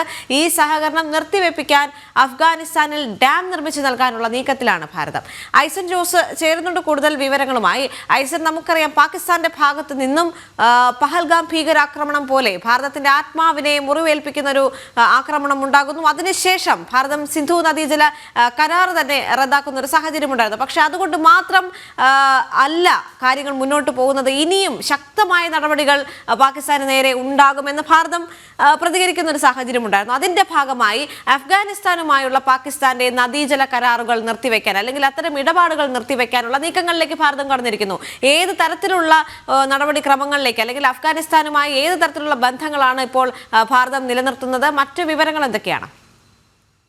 ദേവിക, തീർച്ചയായും ഈ തന്ത്രത്തിലൂടെ വളരെ കൃത്യമായൊരു വിജയം കൈവരിക്കാൻ സാധിച്ചു എന്നതാണ് ഇൻഡസ് നദിയുമായി ബന്ധപ്പെട്ട അല്ലെങ്കിൽ സിന്ധു നദിയുമായി ബന്ധപ്പെട്ട വിഷയത്തിൽ ഭാരതത്തിന് കൈവരിക്കാൻ സാധിച്ചത്. നമുക്കറിയാവുന്നതാണ്, വലിയ തോതിൽ അതിനെതിരെ പ്രതിഷേധങ്ങൾ പാകിസ്ഥാനിൽ നിന്ന് ഉണ്ടാകുന്ന ഒരു സാഹചര്യമുണ്ടായി. അത് വലിയ ആക്രമണ സ്വഭാവമുള്ളൊരു രീതിയിൽ അല്ലെങ്കിൽ അതിരൂക്ഷമായ പ്രതികരണങ്ങൾ ഉണ്ടാവുകയും ശാന്തമായ പ്രതികരണങ്ങൾ ഉണ്ടാവുകയും ചെയ്തു. തീർച്ചയായും വലിയൊരു ഏരിയ, ഒരു കോടിയോളം ജനതയുടെ ഭക്ഷ്യ ലഭ്യതയെ ഉറപ്പാക്കുന്നതിനുള്ള ഒരു സാഹചര്യമാണ് ഈ ഡാം പാകിസ്ഥാൻ ഒരുക്കുന്നത് അല്ലെങ്കിൽ ഈ സിന്ധു നദി പാകിസ്ഥാൻ ഒരുക്കുന്നത് എന്നൊരു യാഥാർത്ഥ്യം നിലനിൽക്കുന്ന ഒരു പശ്ചാത്തലത്തിലാണ് അത്തരം നടപടികളിലേക്ക് കൂടുതൽ കടക്കുക, അത് അടുത്ത സ്റ്റെപ്പിലേക്ക് കടക്കുക എന്നൊരു നീക്കം ഭാരതത്തിൻ്റെ ഭാഗത്തു നിന്ന് അതീവ തന്ത്രപരമായി ഉണ്ടായിരിക്കുന്നത്. നേരത്തെ സൂചിപ്പിച്ചതുപോലെ ഡാം നിർമ്മിക്കുന്നതിന് വേണ്ടി 9ഓളം നദികളാണ് അഫ്ഗാനിസ്ഥാനിൽ നിന്നും പാകിസ്ഥാനിലേക്ക് ഒഴുകുന്നത്. പല രീതികളിലും അത് പല ഇടങ്ങളിലും എത്തുന്നുമുണ്ട്. പക്ഷേ ഇത് സംബന്ധിച്ച് ഇൻഡസ് വാലി പോലുള്ള അല്ലെങ്കിൽ സിന്ധു നദി ജല കരാർ പോലുള്ള ഒരു കരാർ ഈ രാജ്യങ്ങളുമായി നിലവിലില്ല. ഈ രാജ്യവുമായി പാകിസ്ഥാന് നിലവിലില്ല. എങ്കിൽ കൂടി ഒരു പരസ്പര ധാരണയുടെ അടിസ്ഥാനത്തിൽ ഈ കാര്യങ്ങൾ നീങ്ങുന്നു എന്നാണ്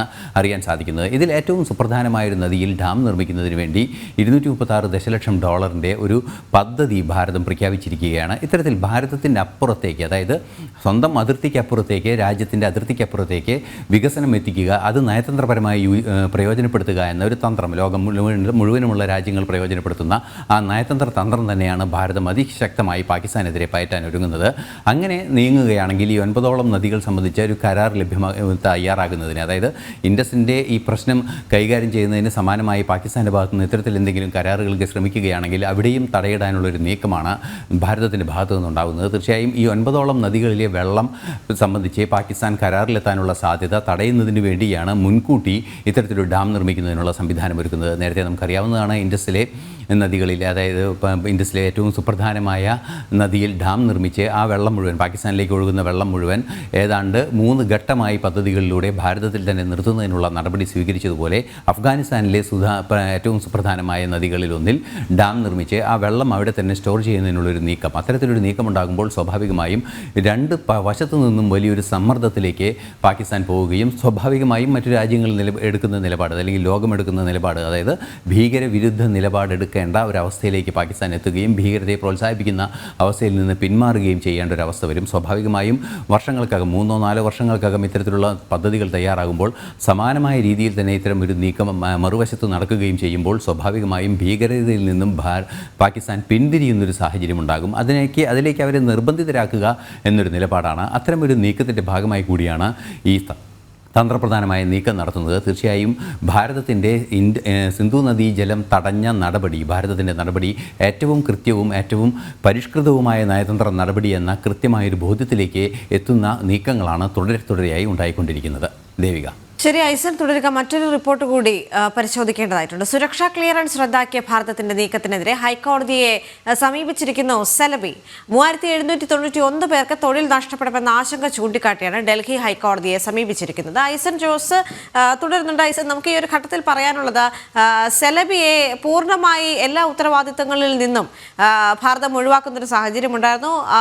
പക്ഷേ ഇപ്പോൾ സെലബി ഡൽഹി ഹൈക്കോടതിയെ സമീപിച്ചിരിക്കുകയാണ്. സെലബിയുടെ വാദം ഇതാണ്: 3791 പേർക്ക് തൊഴിൽ നഷ്ടപ്പെടുമെന്ന ആശങ്ക ചൂണ്ടിക്കാണിച്ചാണ് ഇപ്പോൾ ഹൈക്കോടതിയെ സമീപിച്ചിരിക്കുന്നത്. തീർച്ചയായും ഡൽഹി ഹൈക്കോടതിയിൽ ഇങ്ങനൊരു പരാതി അല്ലെങ്കിൽ ഒരു ആശങ്ക അറിയിച്ചുകൊണ്ടുള്ള ഒരു നിലപാട്, ഒരു ഹർജി നൽകിയിരിക്കുകയാണ് സെൽബി ആവശ്യപ്പെടുന്നത്. തീർച്ചയായും നമുക്കറിയാവുന്നതാണ്, ദേശീയ സുരക്ഷയുമായി ബന്ധപ്പെട്ട ഒരു വിഷയത്തിൽ രാജ്യത്തിനെടുക്കാവുന്ന ഒരു തീരുമാനമാണ് ഇപ്പോൾ ഭാരതം എടുത്തിരിക്കുന്നത്. അതുകൊണ്ട് തന്നെ അതിനെ ചോദ്യം ചെയ്യാനോ അത് കോടതിയിൽ അത് വിശകലനം ചെയ്യാനോ ഒന്നും സാധ്യമല്ല എന്ന തിരിച്ചറിവിൻ്റെ അടിസ്ഥാനത്തിലാണ് ഈ 3700-ലേറെ പേർ അല്ലെങ്കിൽ 3800-ഓളം ജീവനക്കാർ തങ്ങൾക്കുണ്ട്. അതൊരു വസ്തുത തന്നെയാണ്. അത്തരത്തിൽ ജീവനക്കാരുടെ തൊഴിൽ നഷ്ടപ്പെടുന്ന ഒരു സാഹചര്യമുണ്ട്. അത് വലിയ പ്രശ്നങ്ങളേക്കും സാമൂഹ്യ പ്രശ്നമായി അത് വളർന്നു വരുന്ന ഒരു പശ്ചാത്തലമുള്ളതിനാൽ ഈ റിവോക്ക് ചെയ്ത നടപടി, അതല്ലെങ്കിൽ ഈ സെക്യൂരിറ്റി ക്ലിയറൻസ് റിവോക്ക് ചെയ്ത തിരിച്ചെടുത്ത നടപടി പുനഃപരിശോധിക്കണം, അത് പുനഃസ്ഥാപിക്കണമെന്നൊരാവശ്യമാണ് ഹൈക്കോടതിയുടെ മുന്നിൽ ഈ സെൽബി മുന്നോട്ട് വെച്ചിരിക്കുന്നത്. തീർച്ചയായും അതൊരു കമ്പനി നടപടിച്ചട്ടത്തിൻ്റെ ഭാഗമായി മാത്രമേ നമുക്ക് കാണാൻ സാധിക്കുകയുള്ളൂ. തീർച്ചയായും ദേശീയ സുരക്ഷയുമായി ബന്ധപ്പെട്ട് രാജ്യത്തിൻ്റെ ആഭ്യന്തര വിഷയവുമായി ബന്ധപ്പെട്ട് ഒരു വെല്ലുവിളി ഉയർന്ന സാഹചര്യത്തിൽ ആഭ്യന്തര സുരക്ഷ ഉറപ്പാക്കുക എന്നത് എക്സിക്യൂട്ടീവിൻ്റെ നിലപാടുകളുടെ തീരുമാനങ്ങളുടെ ഭാഗമാണ് എന്ന യാഥാർത്ഥ്യം നിലനിൽക്കെ അക്കാര്യത്തിൽ കോടതിക്ക് ഇടപെടാൻ ഒരുപാട് പരിമിതികളുണ്ട്. അത്തരമൊരു നീക്കം ഭാരതം നടത്തുകയും അതേസമയം അതിൻ്റെ വലിയൊരു ആഘാതം ആ കമ്പനിക്ക് ഉണ്ടാവുകയും ചെയ്യുമ്പോൾ അതിൻ്റെ തൊഴിൽ പ്രശ്നത്തെ കൈകാര്യം ചെയ്യുന്നതിന് ഏതെങ്കിലും ഒരു ഓൾട്ടർനേറ്റീവ് സംവിധാനങ്ങളിലേക്ക് നീങ്ങാൻ നിർദ്ദേശം നൽകാൻ പോലും കോടതിക്ക് സാധ്യമാകുമോ എന്ന് കാത്തിരുന്ന് കാണേണ്ടതുണ്ട്. എന്നാൽ ഇത്തരമൊരു നടപടി, അതായത് കമ്പനി നിയമപ്രകാരം ഇത്തരമൊരു നിലനിർത്തിപ്പിൻ്റെ നടപടി എടുത്തു എന്നൊരു ബോധിപ്പിക്കലിൻ്റെ ഭാഗമായൊരു നീക്കം തന്നെയാണ് ഇപ്പോൾ ഉണ്ടായിരിക്കുന്നത്. ഒരു തരത്തിലും ആ സെൽബിക്ക് നേരെ ഭാരതം എടുത്ത നടപടികളെ റദ്ദാക്കുന്നതിനോ നടപടികളിൽ എന്തെങ്കിലും ഇടപെടൽ നടത്തുന്നതിനോ സാധ്യമാകുമെന്ന് കരുതുന്നില്ല. അത് സെൽബി പോലും കരുതുന്നില്ല. എങ്കിൽ കൂടി ഇത്തരമൊരു സാഹചര്യം കോടതിയുടെ ശ്രദ്ധയിൽപ്പെടുത്തുന്നു. അതുകൂടി ശ്രദ്ധയിൽപ്പെടുത്തിയതിന് ശേഷമാണ് തങ്ങളുടെ പ്രവർത്തനം അവസാനിപ്പിച്ചത് എന്ന ഒരു ഡോക്യുമെന്റേഷൻ്റെ ഭാഗമായാണ് ഈ നടപടി എന്നാണ് ഇപ്പോൾ മനസ്സിലാക്കാൻ സാധിക്കുന്നത്. ദേവിക. ശരിയായി സർ. ഓപ്പറേഷൻ സിന്ദൂറുമായി ബന്ധപ്പെട്ട വിദേശ പര്യടനം നടത്തുന്ന സംഘത്തെ ശശി തരൂർ നയിക്കുന്നത് പ്രതിപക്ഷത്തെ കൂടി ഉൾക്കൊള്ളിക്കുന്നതിന്റെ ഭാഗമെന്ന് BJP. John Brittas, E.T. Muhammad Basheer തുടങ്ങിയ പ്രതിപക്ഷ എംപിമാരും വി മുരളീധരൻ അടക്കമുള്ള മുൻ കേന്ദ്രമന്ത്രിമാരും സംഘത്തിലുണ്ട്. US, UK തുടങ്ങിയ രാജ്യങ്ങളിലേക്ക് പോകുന്ന സംഘത്തെയാണ് ശശി തരൂർ നയിക്കുന്നത്. ഗൗതം അനന്തനാരായണൻ ചേരുന്നു കൂടുതൽ വിവരങ്ങളുമായി. കഴിഞ്ഞ ദിവസമാണ് ഈ ഒരു വാർത്തയുമായി ബന്ധപ്പെട്ടുള്ള കൂടുതൽ സ്ഥിരീകരണങ്ങൾ വന്നത്. തരൂർ ഈ ഒരു വിദേശ പര്യടനം നടത്തുന്ന സംഘത്തെ നയിക്കും എന്നുള്ളത്. തരൂർ മാത്രമല്ല, പ്രതിപക്ഷത്തെ ഉൾക്കൊള്ളിക്കുന്നതിന്റെ ഭാഗമായി ജോൺ ബ്രിട്ടാസ് MP, ഒപ്പം തന്നെ E.T. മുഹമ്മദ് ബഷീർ അടക്കമുള്ള നേതാക്കൾ ഈ സംഘത്തിൽ ഉണ്ടെന്നാണ് അറിയാൻ സാധിക്കുന്നത്. അല്ലേ ഗൗതം? ദേവിക, പ്രതിപക്ഷ നേതൃത്വത്തെ കൂടി ഉൾപ്പെടുത്തിക്കൊണ്ടുള്ള വിശാലമായ ഒരു സമിതിയാണ് ഈ വിദേശ പര്യടനവുമായി ബന്ധപ്പെട്ട കേന്ദ്ര സർക്കാർ രൂപീകരിച്ചത്. അതിൽ ഏറ്റവും പ്രധാനപ്പെട്ട 2 രാജ്യങ്ങളിലേക്ക് സന്ദർശിക്കുന്ന സംഘം, നമുക്കറിയാം US, അതോടൊപ്പം തന്നെ UK, ഭാരതവുമായി നല്ല ബന്ധവും അതോടൊപ്പം തന്നെ ഓപ്പറേഷൻ സിന്ദൂരിലും അല്ലെങ്കിൽ അടുത്ത കാലത്ത് നടന്ന സംഘർഷങ്ങളിലുമൊക്കെ ഭാരതത്തിന് അനുകൂലമായ സമീപനം ഈ രാഷ്ട്രങ്ങൾ സ്വീകരിച്ചിരുന്നു. അവിടേക്ക് പോകുന്ന സംഘത്തെയാണ് കോൺഗ്രസിന്റെ മുതിർന്ന നേതാവും തിരുവനന്തപുരം MP-യുമായ ശശി തരൂർ നയിക്കുന്നത്. ഈ സംഘത്തിൽ മറ്റ് പ്രതിപക്ഷ എംപിമാരെയും ഉൾപ്പെടുത്തിയിട്ടുണ്ട്. CPM-ന്റെ രാജ്യസഭാ കക്ഷി നേതാവായിട്ടുള്ള ജോൺ ബ്രിട്ടാസ്, അതുപോലെ തന്നെ മുസ്ലിം ലീഗിന്റെ ദേശീയ ഓർഗനൈസിംഗ് സെക്രട്ടറി കൂടിയായിട്ടുള്ള MP E.T. മുഹമ്മദ് ബഷീർ ഉൾപ്പെടുന്ന സംഘമാണിത്. മാത്രമല്ല മുൻ വിദേശകാര്യ സഹമന്ത്രി കൂടിയായിട്ടുള്ള കേരളത്തിൽ നിന്നുള്ള വി മുരളീധരനും ഈ സംഘത്തിലുണ്ട്. അപ്പോൾ BJP ഇതിനകത്ത് ചൂണ്ടിക്കാണിക്കുന്നത് ശശി തരൂരിനെ ഈ സമിതിയുടെ അധ്യക്ഷനാക്കിയത് അദ്ദേഹം പ്രവർത്തിച്ചിട്ടുള്ളതാണ്.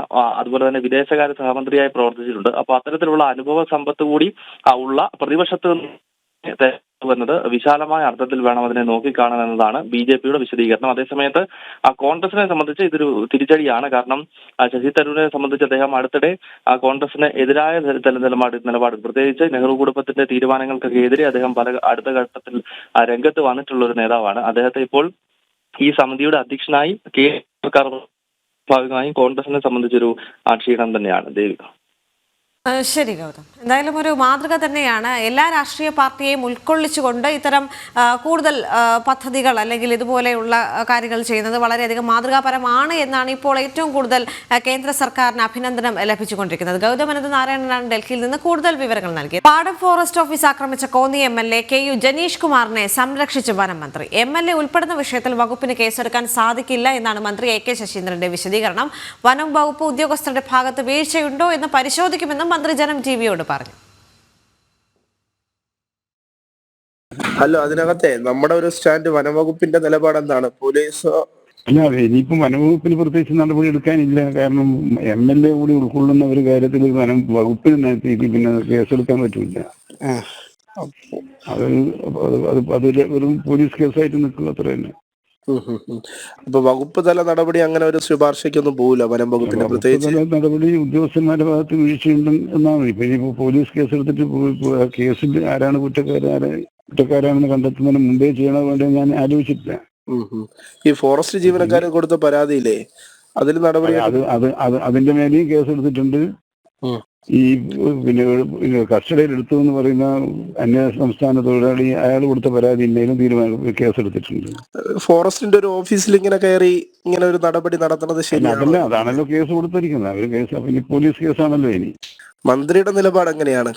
അല്ല, മന്ത്രിയുടെ നിലപാട് പോലീസ് കേസ് വന്ന സാഹചര്യത്തിൽ മന്ത്രിക്ക് ഇനി പ്രത്യേകിച്ച് ഒരു നിലപാട് എടുക്കേണ്ട ആവശ്യമില്ല. വിനീഷ് ചേരുന്നുണ്ട് കൂടുതൽ വിവരങ്ങളുമായി. വിനീഷ്, പാടം ഫോറസ്റ്റ് ഓഫീസ് ആക്രമിച്ച കോന്നി MLA KU ജനീഷ് കുമാറിനെ കൂടുതൽ സംരക്ഷണ കവചം ഒരുക്കുകയാണ് വനം വകുപ്പ് എന്ന് പറയേണ്ടി വരും ഈ ഒരു ഘട്ടത്തിൽ. കാരണം MLA കൂടി ഉൾപ്പെട്ട കേസായതുകൊണ്ട് തന്നെ ഒന്നും ചെയ്യാനില്ല എന്നത് വളരെയധികം ഗുരുതരമായൊരു വീഴ്ചയായി നമുക്ക് കാണാൻ സാധിക്കില്ലേ? കാരണം MLA ഫോറസ്റ്റ് ഓഫീസർ കയറി ചെന്ന് പറഞ്ഞത് ഫോറസ്റ്റ് ഓഫീസ് കത്തിക്കുമെന്നും നക്സലുകൾ വരുമെന്നുമുള്ള ഭീഷണി സ്വരം തന്നെയാണ്. ഇതിനെതിരെ ഉദ്യോഗസ്ഥരുടെ ഭാഗത്ത് നിന്നും വലിയ രീതിയിലുള്ള പ്രതിഷേധങ്ങൾ വന്നിരുന്നു. ഇതൊരു തെറ്റായ മാതൃകയാണല്ലോ. കാരണം ഒരു പോലീസ് സ്റ്റേഷനിലോ അല്ലെങ്കിൽ ഫോറസ്റ്റ് ഓഫീസിലോ മറ്റ് സർക്കാർ സ്ഥാപനങ്ങളിലോ കയറി ചെന്ന് ഭീഷണി മുഴക്കിയാൽ ഇത്തരത്തിൽ സംരക്ഷണം ഒരുക്കാൻ സർക്കാർ തയ്യാറാണ് എന്നുള്ളൊരു തെറ്റായ മാതൃക കൂടിയല്ലേ ഈ ഒരു വനം വകുപ്പിന്റെ ഭാഗത്ത് നിന്നുള്ള ഈ ഒരു നടപടിയിലൂടെ നമുക്ക് മനസ്സിലാക്കാൻ സാധിക്കുന്നത്?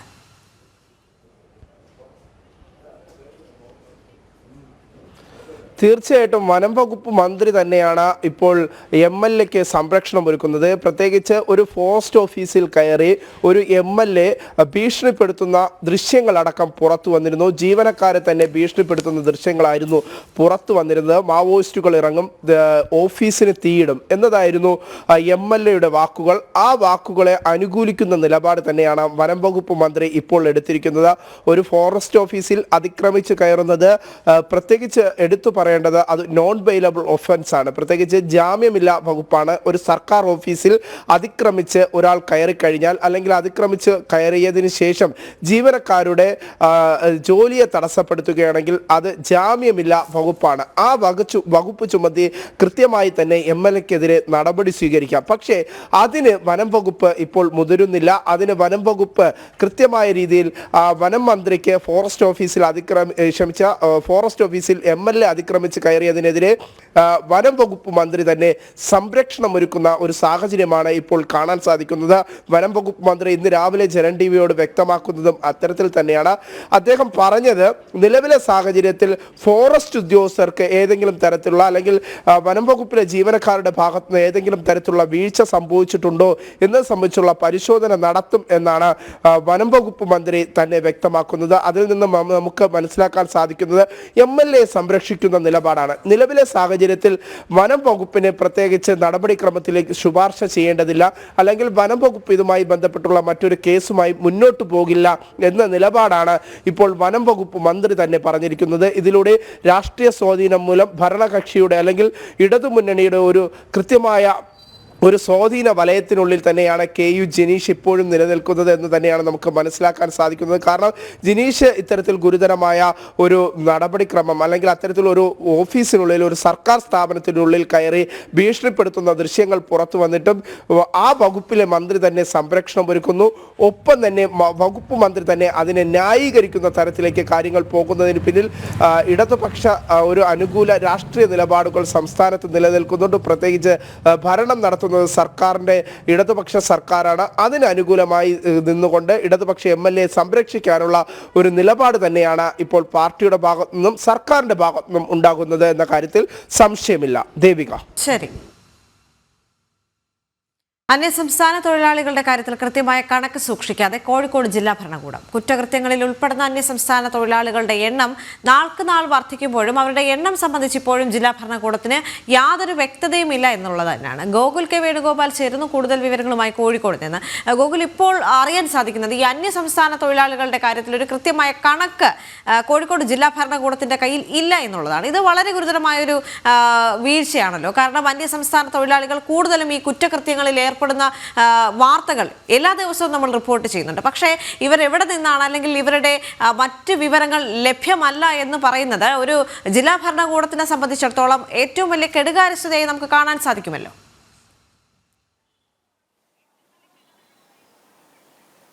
തീർച്ചയായും ഈ അനിയന്ത്രിതമായിട്ടുള്ള ഒരു ഒഴുക്ക് കേരളത്തിലേക്ക് മറ്റ് സംസ്ഥാനങ്ങളിൽ നിന്നുള്ള തൊഴിലാളികളുടെ എണ്ണത്തിൽ ഉണ്ടാവുന്നുണ്ട്. തൊഴിലാളികൾ എന്ന പേരിൽ മറ്റ് വിദേശ രാജ്യങ്ങളിൽ നിന്നുള്ള ആളുകളും ഇങ്ങോട്ടേക്ക് വരുന്നുണ്ട് എന്നതിനെ സംബന്ധിച്ച വാർത്തകളും കണക്കുകളും ഒക്കെ നേരത്തെ പുറത്തു വന്നിരുന്നു. നേരത്തെ ദേവിക പറഞ്ഞതുപോലെ തന്നെ ഈ കുറ്റകൃത്യങ്ങളിലൊക്കെ ഏർപ്പെടുന്ന ആളുകളുടെ എണ്ണം പരിശോധിക്കുമ്പോൾ അത് അന്യസംസ്ഥാന തൊഴിലാളികളുടെ കാര്യത്തിൽ കൂടുതലായിട്ട് അവർ കുറ്റകൃത്യങ്ങളിൽ പ്രതികളാവുന്ന വാർത്തകളും സാഹചര്യങ്ങളും ഉണ്ടാവുന്ന സമയത്താണ് ഈ വാർത്തകൾ കൂടുതലായിട്ട് നമ്മൾ ചർച്ച ചെയ്യപ്പെടുന്നത്. ആ സമയത്ത് അത് ജില്ലാ ഭരണകൂടത്തിന്റെയോ അല്ലെങ്കിൽ സംസ്ഥാന സർക്കാരിന്റെയോ ഏതെങ്കിലും തരത്തിലുള്ള പ്രതികരണങ്ങൾ ഉണ്ടാവുന്നു. നേരത്തെയൊക്കെ അതിഥി പോർട്ടൽ എന്നൊക്കെ പറഞ്ഞിട്ട് ഒരു പോർട്ടൽ ഉണ്ടാക്കി, ആപ്ലിക്കേഷൻ ഉണ്ടാക്കി, അതിൽ ഈ വരുന്ന മറ്റു സംസ്ഥാനങ്ങളിൽ നിന്ന് വരുന്ന തൊഴിലാളികളുടെ പേര് രജിസ്റ്റർ ചെയ്യാനുള്ള ഒരു സാധ്യതയൊക്കെ ഉണ്ടായിരുന്നു. ഇപ്പോഴും അതുണ്ട്, പക്ഷേ അത് കാര്യക്ഷമമായി പ്രവർത്തിക്കുന്നില്ല എന്നുള്ളതാണ് പ്രധാനപ്പെട്ട കാര്യം. കഴിഞ്ഞ ദിവസം മുഖ്യമന്ത്രി പറഞ്ഞതിന്റെ അടിസ്ഥാനത്തിൽ 35 ലക്ഷത്തോളം അതിഥി തൊഴിലാളികൾ സംസ്ഥാനത്തുണ്ട് എന്നാണ് പറയുന്നത്. പക്ഷേ ഈ 35 ലക്ഷത്തോളം ആളുകൾ ഈ പോർട്ടലിൽ രജിസ്റ്റർ ചെയ്യുന്നില്ല. പോർട്ടലിൽ രജിസ്റ്റർ ചെയ്ത് കഴിഞ്ഞാൽ ആധാർ നമ്പർ അധിഷ്ഠിതമായിട്ടുള്ള ഒരു യൂണിക് ID ഒക്കെ ലഭിക്കും. നമുക്ക് ഇവരെ കൃത്യമായി ട്രാക്ക് ചെയ്യാൻ വേണ്ടി സാധിക്കും. പക്ഷേ എത്രത്തോളം ആളുകൾ ഈ പോർട്ടലിൽ രജിസ്റ്റർ ചെയ്തിട്ടുണ്ട് എന്നുള്ളതാണ് പ്രധാനപ്പെട്ട കാര്യം. അനിയന്ത്രിതമായിട്ടുള്ള ഒരു ഒഴുക്ക് അന്യസംസ്ഥാന തൊഴിലാളികളുടെ കാര്യത്തിൽ കേരളത്തിലേക്ക് ഉണ്ടാകുന്നു.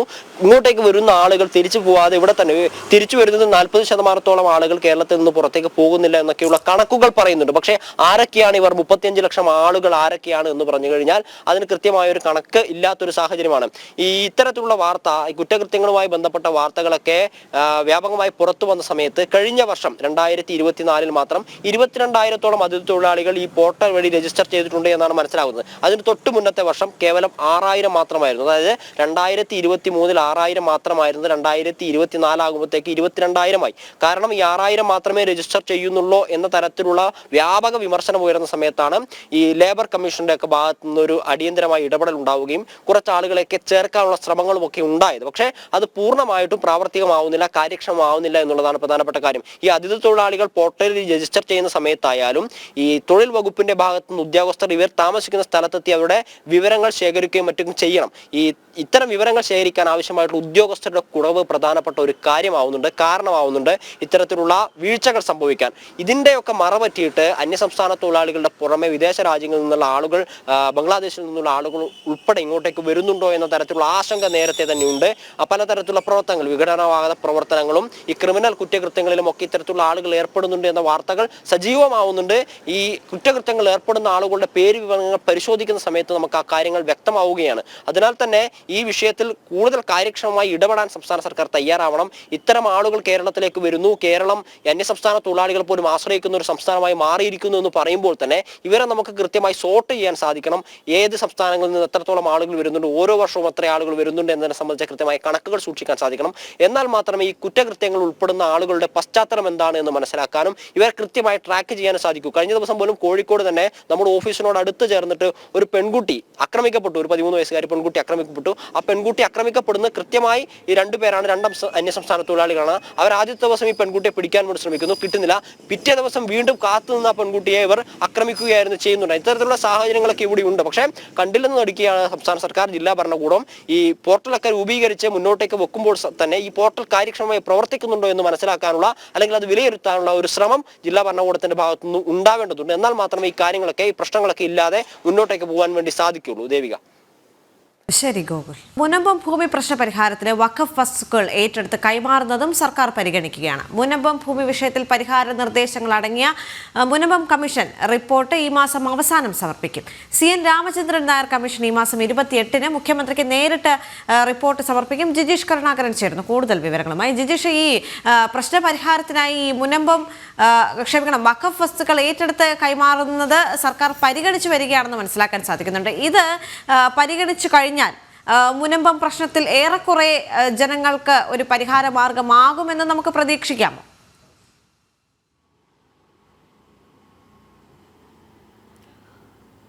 ദേവിക, മുനമ്പത്ത് സമരം ചെയ്യുന്ന ജനങ്ങളെ സംബന്ധിച്ചിടത്തോളം അവരുടെ ഈ പ്രശ്നങ്ങൾക്കെല്ലാം തന്നെ വലിയൊരു പരിധിവരെ പരിഹാരം ആകുന്നത് തന്നെയാണ് അത്തരമൊരു നീക്കം സർക്കാരിൻ്റെ ഭാഗത്തു നിന്ന് ഉണ്ടായാൽ. സാധാരണ നിലയിലല്ലെങ്കിൽ ജസ്റ്റിസ് രാമേന്ദ്രൻ കമ്മീഷൻ തന്നെ വിവിധ വശങ്ങളെല്ലാം തന്നെ പരിശോധിച്ചിരുന്നു. ഇത്തരം സാഹചര്യങ്ങളിൽ ജനകീയമായ പ്രശ്നങ്ങളിൽ അല്ലെങ്കിൽ ജനകീയമായ വിഷയങ്ങളുമായി ബന്ധപ്പെട്ട അടിയന്തര സാഹചര്യങ്ങളിൽ വഖഫ് സ്വത്തുക്കൾ സർക്കാരിന് ഏറ്റെടുക്കാം എന്നൊരു വ്യവസ്ഥ കൃത്യമായി തന്നെ ഉണ്ട്. ആ ഒരു വ്യവസ്ഥയുടെ സാധ്യതകൾ കൂടി പരിശോധിച്ചിരുന്നു മുനമ്പം കമ്മീഷൻ. ഇതടക്കമാണ് ഈ ഒരു റിപ്പോർട്ടിൽ ഉൾക്കൊള്ളിച്ചത് എന്ന ചില സൂചനകൾ തന്നെയാണ് ഈ ഒരു ഘട്ടത്തിൽ പുറത്തു വരുന്നത്. ഒരു 50-60 പേജുള്ള വിശദമായ റിപ്പോർട്ട് തന്നെയാണ് ഈ മാസം അവസാനം 28-ാം തീയതി സമർപ്പിക്കും എന്ന വിവരമാണ് ലഭിക്കുന്നത്. അല്ലെങ്കിൽ തൊട്ടടുത്ത ദിവസം സമർപ്പിക്കും. മുഖ്യമന്ത്രിക്ക് നേരിട്ട് തന്നെയായിരിക്കും justice CN Ramachandran Nair commission ഈ റിപ്പോർട്ട് സമർപ്പിക്കുകയും ചെയ്യുക. വഖഫ് ഭൂമിയാണോ അല്ലയോ എന്ന വിഷയം അവിടെ പരിശോധിച്ചിട്ടില്ല. മറിച്ച് അവിടെ സാധാരണ ജനങ്ങൾക്ക് അവിടെ സമരം ചെയ്യുന്ന പണം കൊടുത്ത് ഭൂമി വാങ്ങിയതിന് ശേഷം വഴിയാധാരമാകേണ്ടി വന്ന അല്ലെങ്കിൽ താമസിക്കുന്ന വീട്ടിൽ നിന്ന് പുറത്തിറങ്ങേണ്ടി വരുന്ന സാധാരണ ജനങ്ങളെ എങ്ങനെ പുനരധിവസിപ്പിക്കാം അല്ലെങ്കിൽ അവരുടെ പ്രശ്നങ്ങൾക്ക് എങ്ങനെ പരിഹാരം കാണാം എന്ന് സംബന്ധിച്ചുള്ള കാര്യങ്ങളാണ് തൻ്റെ പരിഗണനാ വിഷയങ്ങളിൽ ഉണ്ടായിരുന്നത് എന്ന് പല ഘട്ടങ്ങളിലും ജസ്റ്റിസ് CN രാമചന്ദ്രൻ നായർ ചൂണ്ടിക്കാണിച്ചിരുന്നു. കഴിഞ്ഞ നവംബറിലാണ്, 2024 നവംബറിലാണ് സർക്കാർ ഇത്തരത്തിൽ ഒരു ജുഡീഷ്യൽ കമ്മീഷനെ നിയമിക്കുന്നത്. അന്ന് തന്നെ ഉയർന്നു വന്ന പ്രധാനപ്പെട്ട ഒരു ആരോപണം എന്ന് പറയുന്നത് സർക്കാർ മുഖം രക്ഷിക്കാനുള്ള ചില നടപടികൾ അല്ലെങ്കിൽ പുറമേക്ക് എന്തെങ്കിലും നടപടികൾ സ്വീകരിക്കുന്നു എന്ന് കാണിക്കാൻ വേണ്ടിയാണ് ജസ്റ്റിസ് CN രാമചന്ദ്രൻ നായർ കമ്മീഷനെ വച്ചിരിക്കുന്നത്. കമ്മീഷനെ സംബന്ധിച്ചിടത്തോളം പരിധികളുണ്ട്, പരിമിതികളുണ്ട്. കാരണം ഹൈക്കോടതിയുടെ പരിഗണനയിലിരിക്കുന്ന വിവിധ കോടതികളിൽ പരിഗണനയിലിരിക്കുന്ന കേസുകളാണ്. അതുകൊണ്ട് തന്നെ ജുഡീഷ്യൽ കമ്മീഷൻ എന്തെങ്കിലും ഒരു തീരുമാനം എടുത്തു കഴിഞ്ഞാൽ അതിനെ അന്തിമമായി ഒരു തീരുമാനമായി അതിനെ കണക്കാക്കാൻ കഴിയില്ല. കോടതിയിൽ അത് ചോദ്യം ചെയ്യപ്പെടുമെന്നെല്ലാം വ്യക്തമാക്കിയിരുന്നു. എന്നാൽ സർക്കാർ അതുമായി ബന്ധപ്പെട്ട് മുന്നോട്ട് പോവുകയായിരുന്നു. പിന്നീട് ഇതിനെതിരെ നൽകിയിട്ടുള്ള ഹർജികളിൽ ഹൈക്കോടതി ഈ ഒരു കമ്മീഷനെ അസാധുവായി പ്രഖ്യാപിച്ചു. അതിൻ്റെ തുടർ പ്രവർത്തനങ്ങൾ നടത്തുന്നത് വിലക്കുകയും ചെയ്തു. അതോടുകൂടി തന്നെ സർക്കാരിനെ സംബന്ധിച്ച് വലിയൊരു തിരിച്ചടിയായിരുന്നു. മാത്രമല്ല കമ്മീഷന് അതിൻ്റെ പ്രവർത്തനങ്ങൾ മുന്നോട്ട് കൊണ്ടുപോകാനും കഴിഞ്ഞില്ല. നിരവധി ആളുകളുടെ മൊഴികൾ രേഖപ്പെടുത്തിയിരുന്നു. മാത്രമല്ല നിരവധി ആളുകളുടെ മൊഴികൾ രേഖാമൂലം എഴുതി വാങ്ങുകയും എല്ലാം ചെയ്ത് മുന്നോട്ട് പോകുന്ന സാഹചര്യത്തിലായിരുന്നു കമ്മീഷന്റെ തുടർ പ്രവർത്തനങ്ങൾ തടഞ്ഞുകൊണ്ടുള്ള ഒരു ഉത്തരവ് ഹൈക്കോടതി പുറപ്പെടുവിച്ചത്. പിന്നീട് ആണ് കമ്മീഷനെ സംബന്ധിച്ചിടത്തോളം അല്ലെങ്കിൽ സർക്കാരിനെ സംബന്ധിച്ചിടത്തോളം ചെറിയൊരു ആശ്വാസമായി അന്വേഷണം തുടരാമെന്നും കമ്മീഷൻ റിപ്പോർട്ട് സമർപ്പിക്കുന്നതിൽ തടസ്സമില്ല എന്നും, എന്നാൽ അത് ഹൈക്കോടതിയുടെ നിർദ്ദേശങ്ങൾക്കും ഹൈക്കോടതി ഉത്തരവും ഹൈക്കോടതിയുടെ പരിഗണനയുടെ അടിസ്ഥാനത്തിൽ മാത്രമായിരിക്കും അതിലൊരു തീരുമാനം എടുക്കേണ്ടത് എന്ന കാര്യം വ്യക്തമാക്കിയിരിക്കുന്നത്. അങ്ങനെയുള്ള ഒരു റിപ്പോർട്ടാണ് ഇപ്പോൾ കോടതിയിൽ CN രാമചന്ദ്രൻ നായർ കമ്മീഷൻ സമർപ്പിക്കാൻ പോകുന്നത്. പ്രധാനമായും എങ്ങനെ അവിടെയുള്ള ജനങ്ങളെ പുനരധിവസിപ്പിക്കാം അല്ലെങ്കിൽ ഈ പ്രശ്നത്തിന് അവിടെ വഖഫ് ബോർഡുമായി ബന്ധപ്പെട്ട് നിലവിൽ ട്രൈബ്യൂണലിൽ കേസ് നടക്കുന്നതിനാൽ അതുമായി ബന്ധപ്പെടാതെ തന്നെ എങ്ങനെ പരിഗണിക്കാം എന്നതായിരുന്നു പ്രധാനമായും പരിശോധിച്ചത്. അതിൽ ഏറ്റവും പ്രധാനമാണ് ഈ ഭൂമി ഏറ്റെടുത്ത് കൈമാറുക എന്നത്. ഭൂമി ഏറ്റെടുത്ത് ഈ ആളുകൾക്ക് കൈമാറാം. അത്തരമൊരു സാഹചര്യങ്ങൾ സർക്കാരിന് കൃത്യമായി തന്നെ വിനിയോഗിക്കാൻ കഴിയും. എന്നാൽ സർക്കാർ അത് ഉപയോഗപ്പെടുത്തുമോ എന്നതാണ് ഇതിൽ ഏറ്റവും പ്രധാനമായിരിക്കുന്നത്. കാരണം വഖഫിനെയും മുസ്ലിം സംഘടനകളെയും എല്ലാം തന്നെ പീഡിപ്പിക്കാൻ ശ്രമിക്കുന്ന സംസ്ഥാന സർക്കാരിനെ സംബന്ധിച്ചിടത്തോളം സംസ്ഥാന സർക്കാർ അവിടെയുള്ള വഖഫിൻ്റേതെന്ന് വഖഫ് അവകാശപ്പെടുന്ന ഭൂമി അത് പിടിച്ചെടുത്ത് സാധാരണ ജനങ്ങൾക്ക് നൽകാനുള്ള ശ്രമങ്ങൾ എന്തെങ്കിലും സർക്കാരിൻ്റെ ഭാഗത്തു നിന്ന് ഉണ്ടാകുമോ? ഈ റിപ്പോർട്ടിൻ്റെ അടിസ്ഥാനത്തിൽ എന്ത് തുടർ നടപടികളായിരിക്കും സർക്കാർ സ്വീകരിക്കുക എന്നതെല്ലാം പ്രധാനമാണ്. ആ ഒരു ഘട്ടത്തിലാണ് ഏറെ ചർച്ച ചെയ്യപ്പെട്ട ഇപ്പോഴും നടക്കുന്ന മുനമ്പം സമരത്തിൽ ആ ആളുകളെ സംബന്ധിച്ചിടത്തോളം അവർ പ്രതീക്ഷയോടെ കാത്തിരിക്കുന്ന റിപ്പോർട്ട്, മുനമ്പം ഭൂമി പ്രശ്നവുമായി ബന്ധപ്പെട്ട് justice Ramendran Nair commission report സർക്കാരിലേക്ക് എത്തുന്നത്, മുഖ്യമന്ത്രിക്ക് അത് നേരിട്ട് സമർപ്പിക്കുകയും ചെയ്യുന്നത്. ഇനിയുള്ള ദിവസങ്ങളിലും ഈ റിപ്പോർട്ട് സമർപ്പിച്ചതിന് ശേഷമുള്ള ദിവസങ്ങളിലും പ്രധാനപ്പെട്ട ചർച്ചയായി വരിക അതിലെ ഉള്ളടക്കം, അതുമായി ബന്ധപ്പെട്ട് സർക്കാർ സ്വീകരിക്കുന്ന നടപടികൾ, കോടതി അതിന് എത്രമാത്രം അനുമതി നൽകും, പരിശോധിച്ച ശേഷം അതിലെ ഏതെങ്കിലും തരത്തിലുള്ള പരാമർശങ്ങൾ, നിർദ്ദേശങ്ങൾ കോടതി അംഗീകരിക്കുമോ, ഇതിൻ്റെ പ്രധാനപ്പെട്ട ഒരു പ്രശ്ന പരിഹാരമായി അതിൽ ഏതിനെങ്കിലും സർക്കാരോ ഹൈക്കോടതിയോ അംഗീകരിക്കുമോ എന്നതടക്കമുള്ള കാര്യങ്ങളാണ് ഇനി പ്രധാനമായും കാത്തിരുന്ന് കാണാനുള്ളത്. ശരി തന്നെയാണ്. വഖഫ് വസ്തുക്കൾ ഏറ്റെടുത്ത് കൈമാറിക്കഴിഞ്ഞാൽ ഒരു പരിധിവരെ മുനമ്പം ജനതയ്ക്ക് അത് ആശ്വാസകരമാണ്. പക്ഷേ വോട്ട് ബാങ്ക് രാഷ്ട്രീയം അടക്കം അവിടെ നിലനിൽക്കുന്ന സാഹചര്യത്തിൽ സർക്കാർ ഇത്തരത്തിലൊരു നീക്കത്തിലേക്ക് കടക്കുമോ എന്നുള്ളൊരു ചോദ്യം മുനമ്പം ജനത ഈ ഒരു ഘട്ടത്തിൽ ഉന്നയിക്കുന്നുണ്ട്. ജിജീഷ് കരുണാകരനാണ് വിവരങ്ങൾ നൽകിയത്. ഇനി വളരെ കൗതുകമുണർത്തുന്ന ഒരു വാർത്തയിലേക്കാണ്. 2 കാലുള്ള കോഴിക്കുഞ്ഞുങ്ങളെ നമ്മളെല്ലാവരും കണ്ടിട്ടുണ്ട്. പക്ഷേ 3 കാലുള്ള ഒരു കോഴിക്കുഞ്ഞിനെ കാണാൻ വേണ്ടി കോഴിക്കോട് കാരശ്ശേരിയിൽ 3 കാലുള്ള അപൂർവ കോഴിക്കുഞ്ഞ് വിരിഞ്ഞിരിക്കുകയാണ്. കാരശ്ശേരി പഞ്ചായത്തിലെ തേക്കുംകുറ്റി പട്ടർചോലയിൽ പ്രസാദിന്റെ വീട്ടിലാണ് 3 കാലുള്ള കോഴിക്കുഞ്ഞ് വിരിഞ്ഞത്. കോഴിക്കുഞ്ഞിനെ കാണാൻ നിരവധി പേരാണ് അവിടേക്ക് എത്തുന്നത്.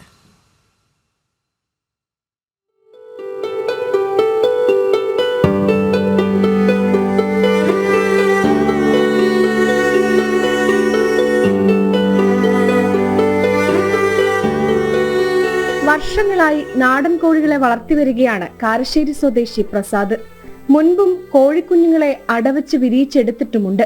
എന്നാൽ ഇത്രയും വർഷത്തെ അനുഭവത്തിൽ ഇതാദ്യമായാണ് ഇങ്ങനെയൊരു കാഴ്ചയെന്ന് പ്രസാദ് പറയുന്നു. നടക്കാൻ ബുദ്ധിമുട്ട് അനുഭവപ്പെട്ടതോടെയാണ് പ്രസാദ് കോഴിയെ പരിശോധിച്ചത്. അപ്പോഴാണ് കോഴിക്കുഞ്ഞിന് 3 കാലുണ്ടെന്ന വിവരം തിരിച്ചറിയുന്നതും. ഞാൻ ഒരു ദിവസം, അതായത് ഒരു 8-10 കോഴി നമ്മൾ അടവെച്ചിട്ടുണ്ട്. അപ്പോൾ അടവെച്ച സമയത്ത് ഞാനിത് ഫസ്റ്റ് വിരിഞ്ഞ ഈ കോഴികളാണ്. അപ്പോൾ ഈ കോഴി വിരിഞ്ഞ സമയത്ത് 2-3 ദിവസം നമ്മളൊന്നും കണ്ടിട്ടോ ശ്രദ്ധിച്ചിട്ടൊന്നും കാര്യമൊന്നുമില്ല. പക്ഷേ ഒരു 3 ദിവസം കഴിഞ്ഞപ്പോൾ ഒരു കോഴിക്കുഞ്ഞിന് എന്താ പറയുക, നടക്കാൻ കുറച്ച് പ്രയാസം കണ്ട് പെട്ടെന്ന്. അപ്പോൾ ഞാൻ ജസ്റ്റ് അതിനെ പിടിച്ചു നോക്കുമ്പോൾ പെട്ടെന്ന് അതിൻ്റെ പുറകിലൊരു നൂല് പോലെ കണ്ട്. അത് ജസ്റ്റ് നോക്കുമ്പോൾ അതൊരു കാലാണ്. ഒരു കാല് സാധാ പോലെ വന്ന് നിൽക്കുന്നത്, അതിന് നഖവും കാര്യങ്ങളൊക്കെ ഉണ്ട്. അപ്പോൾ ഞാൻ ആദ്യം വിചാരിച്ചത് ചത്തുപോകുന്നതാണ് വിചാരിച്ചത്. പക്ഷെ ഒന്നും പറ്റിയിട്ടില്ല. ഇപ്പോൾ അതാ ഒരാഴ്ചയ്ക്ക് മേലെ പ്രായമായിട്ടുണ്ട്. അപ്പോൾ അതുകൊണ്ട് യാതൊരു കുഴപ്പവും കാര്യങ്ങളും, നല്ല ഫുഡും കാര്യങ്ങളൊക്കെ എടുക്കുന്നുണ്ട്. 3 കാലുള്ള ഈ കുഞ്ഞതിഥിയെ കുറിച്ച് അറിഞ്ഞതോടെ നിരവധി പേരാണ് ഇങ്ങോട്ടേക്ക് എത്തുന്നത്. ജനിതക തകരാറ് മൂലമാണ് കോഴിക്കുഞ്ഞിന് 3 കാൽ ഉണ്ടായതെന്നാണ് വെറ്റിനറി ഡോക്ടർമാർ പറയുന്നത്. എന്തായാലും 3 കാലുള്ള ഈ കോഴിക്കുഞ്ഞാണ് ഇപ്പോൾ നാട്ടിലെ താരം. ജനം, കോഴിക്കോട്. ഇനി അന്തർദേശീയ വാർത്തകളിലേക്ക് കൂടി എത്തുമ്പോൾ റഷ്യയും യുക്രൈനും 1000 യുദ്ധ തടവുകാരെ പരസ്പരം കൈമാറുമെന്നുള്ള ഏറ്റവും പുതിയ റിപ്പോർട്ട് വരുന്നു. ഇസ്താംബൂളിൽ നടന്ന ചർച്ചയിലാണ് ഇക്കാര്യത്തിൽ ധാരണയായിട്ടുള്ളത്. എന്നാൽ ചർച്ചയിൽ വെടിനിർത്തൽ സംബന്ധിച്ച തീരുമാനം ഉണ്ടായിട്ടില്ല. Russian president Vladimir Putin Ukraine president Volodymyr സെലൻസ്കിയുമായി നേരിട്ടുള്ള ചർച്ച വൈകാതെ നടക്കുമെന്ന് ചില സൂചനകളും പുറത്തു വരുന്നുണ്ട്. ഐസൻ ജോസ് ഇന്റർനാഷണൽ ഡെസ്കിൽ നിന്ന് ചേരുകയാണ്. ഐസൻ, ഇപ്പോൾ റഷ്യയും യുക്രൈനും പരസ്പരം ഒരു ധാരണയിലെത്തിയിരിക്കുന്നു. 1000 യുദ്ധ തടവുകാരെ പരസ്പരം കൈമാറാമെന്ന ധാരണയിലാണ് ഇപ്പോൾ നിലവിലെത്തിയിട്ടുള്ളത്. ഇസ്താംബൂളിൽ നടന്ന ചർച്ചയിൽ മറ്റെന്തൊക്കെ സുപ്രധാന തീരുമാനങ്ങൾ എടുത്തിട്ടുണ്ട്? അതുമായി ബന്ധപ്പെട്ട് എന്തെങ്കിലും അറിയാൻ സാധിക്കുന്നുണ്ടോ? ദേവിക, ഇസ്താംബൂളിൽ നടന്ന ചർച്ച കാര്യക്ഷമമായില്ല എന്ന സൂചന അല്ലെങ്കിൽ ഒരു നിരീക്ഷണം തന്നെയാണ് അന്താരാഷ്ട്ര നിരീക്ഷകരുടെ ഭാഗത്തു നിന്നെല്ലാം തന്നെ ഉണ്ടായിക്കൊണ്ടിരിക്കുന്നത്. പക്ഷേ ഈ ബന്ദികളെ അല്ലെങ്കിൽ യുദ്ധ തടവുകാരെ മോചിപ്പിക്കുന്ന കാര്യത്തിൽ ഒരു ധാരണ ഉണ്ടായിട്ടുണ്ട്. ഇത് വലിയൊരു പ്രശ്നമായി ഇരു രാജ്യങ്ങളും തമ്മിൽ നിലനിന്നിരുന്നൊരു വിഷയം കൂടിയായിരുന്നു. നമുക്കറിയാവുന്നതാണ്, സെലൻസ്കിയുടെ അമേരിക്ക സന്ദർശന വേളയിൽ ട്രംപുമായി തർക്കങ്ങൾ ആരംഭിക്കുന്നത് തന്നെ ഈ വിഷയത്തിൽ തുടങ്ങിയാണ്. ഇത്തരത്തിലൊരു പ്രശ്നമുണ്ട് എന്ന രീതിയിൽ പറഞ്ഞ് ആണ് പ്രശ്നങ്ങളിലെ ആ ചർച്ച തന്നെ അലസിപ്പോകാനുള്ളൊരു കാരണത്തിലേക്ക് കാര്യങ്ങൾ നീങ്ങുകയും ചെയ്തത്. നിലവിലെ സാഹചര്യത്തിൽ 1000-ഓളം യുദ്ധ തടവുകാരെ പരസ്പരം മോചിപ്പിക്കുമെന്നൊരു ധാരണയിലേക്ക് റഷ്യയും അതുപോലെ യുക്രൈനും എത്തുമ്പോൾ സ്വാഭാവികമായും ഈ പ്രശ്നത്തിനെ ഒരു പരിഹാരങ്ങളിലേക്ക് നീങ്ങുന്നു, അല്ലെങ്കിൽ ഈ രണ്ട് രാജ്യങ്ങളും തമ്മിലുള്ള തർക്കത്തിന് ഒരു പരിഹാരത്തിലേക്ക് നീങ്ങുന്നു എന്നതിൻ്റെ ഒരു പ്രാഥമിക സൂചന, വളരെ ചെറിയൊരു സൂചനയാണെങ്കിൽ കൂടി പ്രാഥമികമായൊരു സൂചനയായി നമുക്കതിനെ കണക്കാക്കാൻ സാധിക്കും. മാത്രമല്ല, ഈ ചർച്ചയ്ക്ക് ശേഷം ഇരു നേതാക്കളും, അതായത് സെലൻസ്കിയും അതുപോലെ തന്നെ പുടിനും നേരിട്ടുള്ള ചർച്ചകൾക്കുള്ള സാധ്യതയുണ്ട്. ഒരു പക്ഷേ ട്രംപിൻ്റെ മധ്യസ്ഥം ആ ചർച്ചയിൽ ഉണ്ടാകാനുള്ള സാധ്യതയുണ്ട് എന്ന സൂചനയും വരുന്നുണ്ട്. നേരത്തെ നമുക്കറിയാവുന്നതാണ്, ട്രംപിൻ്റെ പശ്ചിമേഷ്യ സന്ദർശന വേളയിലെല്ലാം തന്നെ ഇക്കാര്യം സ്ഥിരീകരിച്ചിരുന്നു. അതുപോലെ തന്നെ മാർക്കോ റൂബിയോയും ഇക്കാര്യം സ്ഥിരീകരിച്ചിരുന്നു. തൻ്റെ സാന്നിധ്യത്തിലുള്ള ചർച്ചയിലായിരിക്കും പ്രശ്നങ്ങൾക്ക് പരിഹാരമുണ്ടാവുക എന്ന പ്രതീക്ഷയും ട്രംപ് പ്രകടിപ്പിക്കുകയും ചെയ്തിരുന്നു. ആ ഒരു സാഹചര്യത്തിൽ തുടർ ചർച്ചകൾ ഉണ്ടാകാനുള്ള സാധ്യതകൾ തുറന്നു കിട്ടിയിരിക്കുന്നു. കുറെ കൂടി വിശാലമായ രീതിയിൽ തുടർ ചർച്ചകളിലേക്ക് കാര്യങ്ങൾ പോകുന്നു എന്നാണ് നിലവിലെ സൂചനകളിൽ നിന്നും നമുക്ക് മനസ്സിലാക്കാൻ സാധിക്കുന്നത്. എങ്കിലും ഈ 1000-ഓളം പേരെ പരസ്പരം കൈമാറുമെന്ന തീരുമാനം ഏറ്റവും നിർണായകമാണ് എന്ന കാര്യത്തിലും തർക്കമില്ല. അത് ഒരു ഡിമാൻഡ്, പരസ്പരം ഉണ്ടായിരുന്ന ഒരു ഡിമാൻഡ് പരിഹരിക്കപ്പെട്ട് മുന്നോട്ട് പോകുന്നു. അതൊരു പ്രശ്നപരിഹാരത്തിൻ്റെ സാധ്യതയായി തെളിയുന്നുണ്ട് എന്നതൊരു യാഥാർത്ഥ്യം തന്നെയാണ്. തീർച്ചയായും നിലവിലെ സാഹചര്യത്തിൽ ഇതൊരു സൈനാണ് എങ്കിൽ കൂടി എത്തരത്തിൽ ഈ യുക്രൈൻ റഷ്യ വിഷയം ഇനി പുരോഗമിക്കും എന്നത് കാത്തിരുന്ന് തന്നെ കാണേണ്ടതുണ്ട്. ദേവിക. ശരി. കോഴിക്കോട് കോർപ്പറേഷന്റെ കെടുകാര്യസ്ഥത അക്കമിട്ട് നിരത്തി ഓഡിറ്റ് റിപ്പോർട്ട്. കോർപ്പറേഷന്റെ കഴിഞ്ഞ വർഷത്തെ ധനവിനിയോഗം, ബാങ്ക് ഇടപാടുകൾ എന്നിവ സംബന്ധിച്ചുള്ള പിഴവുകൾ ചൂണ്ടിക്കാട്ടിയാണ് റിപ്പോർട്ട് തയ്യാറാക്കിയിരിക്കുന്നത്. മുൻപ് നടന്ന ഫണ്ട് തട്ടിപ്പിന് സമാനമായ സാഹചര്യങ്ങൾ ഇപ്പോഴും ഉണ്ട് എന്നാണ് ഓഡിറ്റ് റിപ്പോർട്ടിൽ നിന്ന് വ്യക്തമാക്കുന്നത്. ഓഡിറ്റ് റിപ്പോർട്ടിന്റെ പകർപ്പ് ജനം ടിവിക്ക് ലഭിച്ചിട്ടുണ്ട്. ഗോകുൽ കെ വേണുഗോപാൽ ചേരുന്നു കൂടുതൽ വിവരങ്ങളുമായി. ഗോകുൽ, ഈ ഒരു ഘട്ടത്തിൽ കോഴിക്കോട് കോർപ്പറേഷന്റെ കെടുകാര്യസ്ഥത വ്യക്തമാക്കുന്ന ഓഡിറ്റ് റിപ്പോർട്ടാണ് പുറത്തേക്ക് വന്നിരിക്കുന്നത്. ധനവിനിയോഗം ഉൾപ്പെടെയുള്ള ഇടപാടുകൾ സംബന്ധിച്ചുള്ള പിഴവുകൾ അതിനകത്ത് ചൂണ്ടിക്കാട്ടിയിട്ടുണ്ട്. മറ്റെന്തൊക്കെ പ്രധാനപ്പെട്ട വിവരങ്ങളാണ് ഓഡിറ്റ് റിപ്പോർട്ടിൽ ചൂണ്ടിക്കാട്ടിയിരിക്കുന്നത്?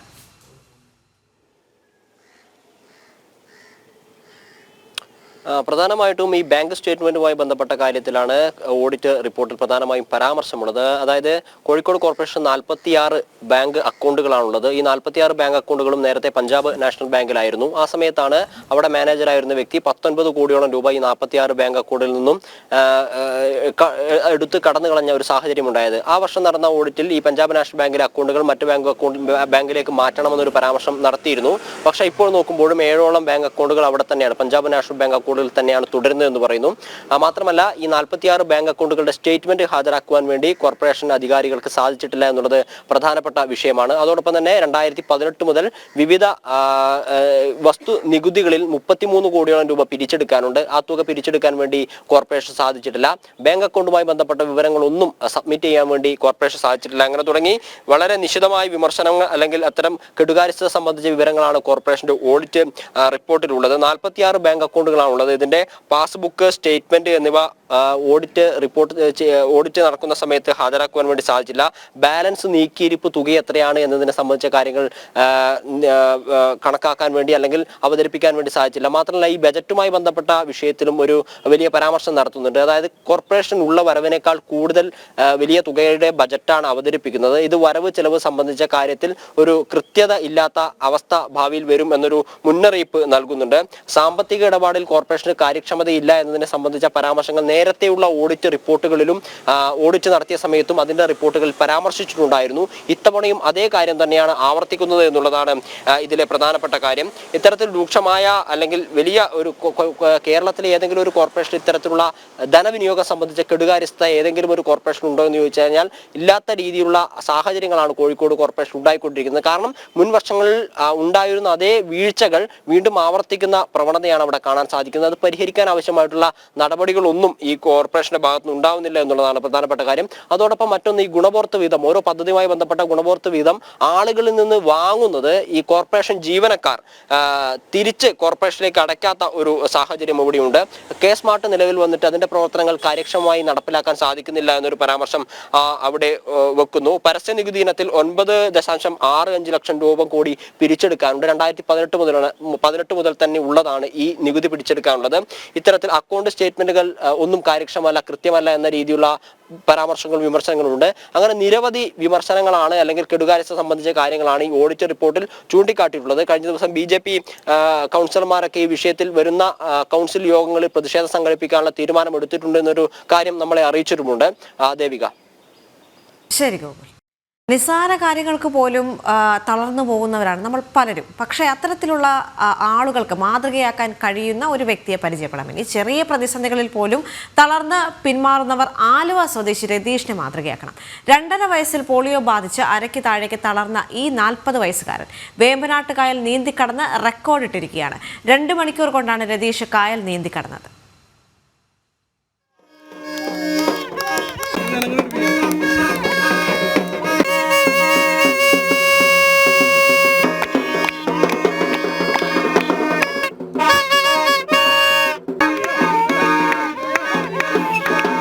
വേമ്പനാട്ടുകായലിന്റെ ആഴങ്ങളെയും ഓളങ്ങളെയും തോൽപ്പിക്കാനുള്ള നീന്തൽ ഇപ്പോഴാണ് തുടങ്ങിയതെങ്കിലും കീഴ്മേൽ മറിഞ്ഞ ജീവിതത്തിന്റെ ഓളങ്ങൾ രതീഷിന് പരിചിതമാണ്.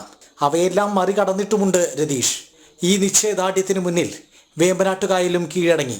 2.5 വയസ്സിൽ രതീഷിന്റെ പാതി ശരീരത്തെ തളർത്തിയത് പോളിയോ എന്ന രോഗം. പാതി ശരീരം തളർന്നപ്പോൾ ഇരട്ടി കരുത്ത് നേടിയത് മനസ്സിനാണ്. 40-ാം വയസ്സിൽ ആലുവ സ്വദേശി രതീഷ് വടക്കുംകര അമ്പലക്കടവിൽ നിന്നും കോട്ടയം വൈക്കം ബീച്ചിലേക്ക് 7 കിലോമീറ്റർ നീന്തി റെക്കോർഡിൽ ഇടം നേടി.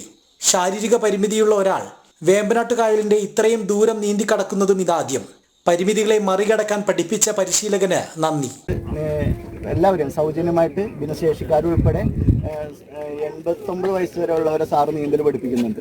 അപ്പോൾ സാറിൻ്റെ ആശയം തന്നെയാണ് എനിക്കും പകരാനുള്ളത്. കാരണം നീന്തൽ അറിയാത്ത കാരണം കൊണ്ട് ഒരാൾ പോലും മുങ്ങി മരിക്കേണ്ടതില്ല.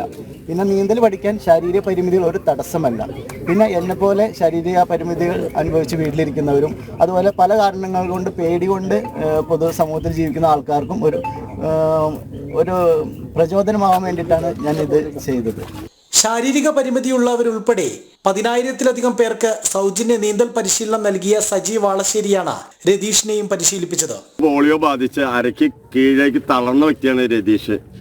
രതീഷിനെ നീന്തൽ പഠിപ്പിച്ച് ഇതിങ്ങനെ വേമ്പനാട്ടുകായൽ കുറുകയാണ് ഇന്ന് നീന്തിയിരിക്കുന്നത്. വേമ്പനാട്ടുകായൽ പോലെയുള്ള കായൽ കുറുകെ നീന്തിച്ച് മറ്റുള്ളവർക്ക് മുഴുവൻ നീന്തൽ പഠിക്കാൻ ഒരു ആത്മവിശ്വാസം കൊടുക്കാനാണ് എനിക്ക് രതീഷിലൂടെ കഴിഞ്ഞത്. അരയ്ക്ക് താഴേക്ക് തളർന്ന രതീഷിന് കഴിയുമെങ്കിൽ നമുക്ക് എല്ലാവർക്കും നീന്തൽ പഠിക്കാൻ കഴിയും. ഈ ഒരു സന്ദേശമാണ് എനിക്ക് എല്ലാവരിലേക്കും എത്തിക്കാനുള്ളത്.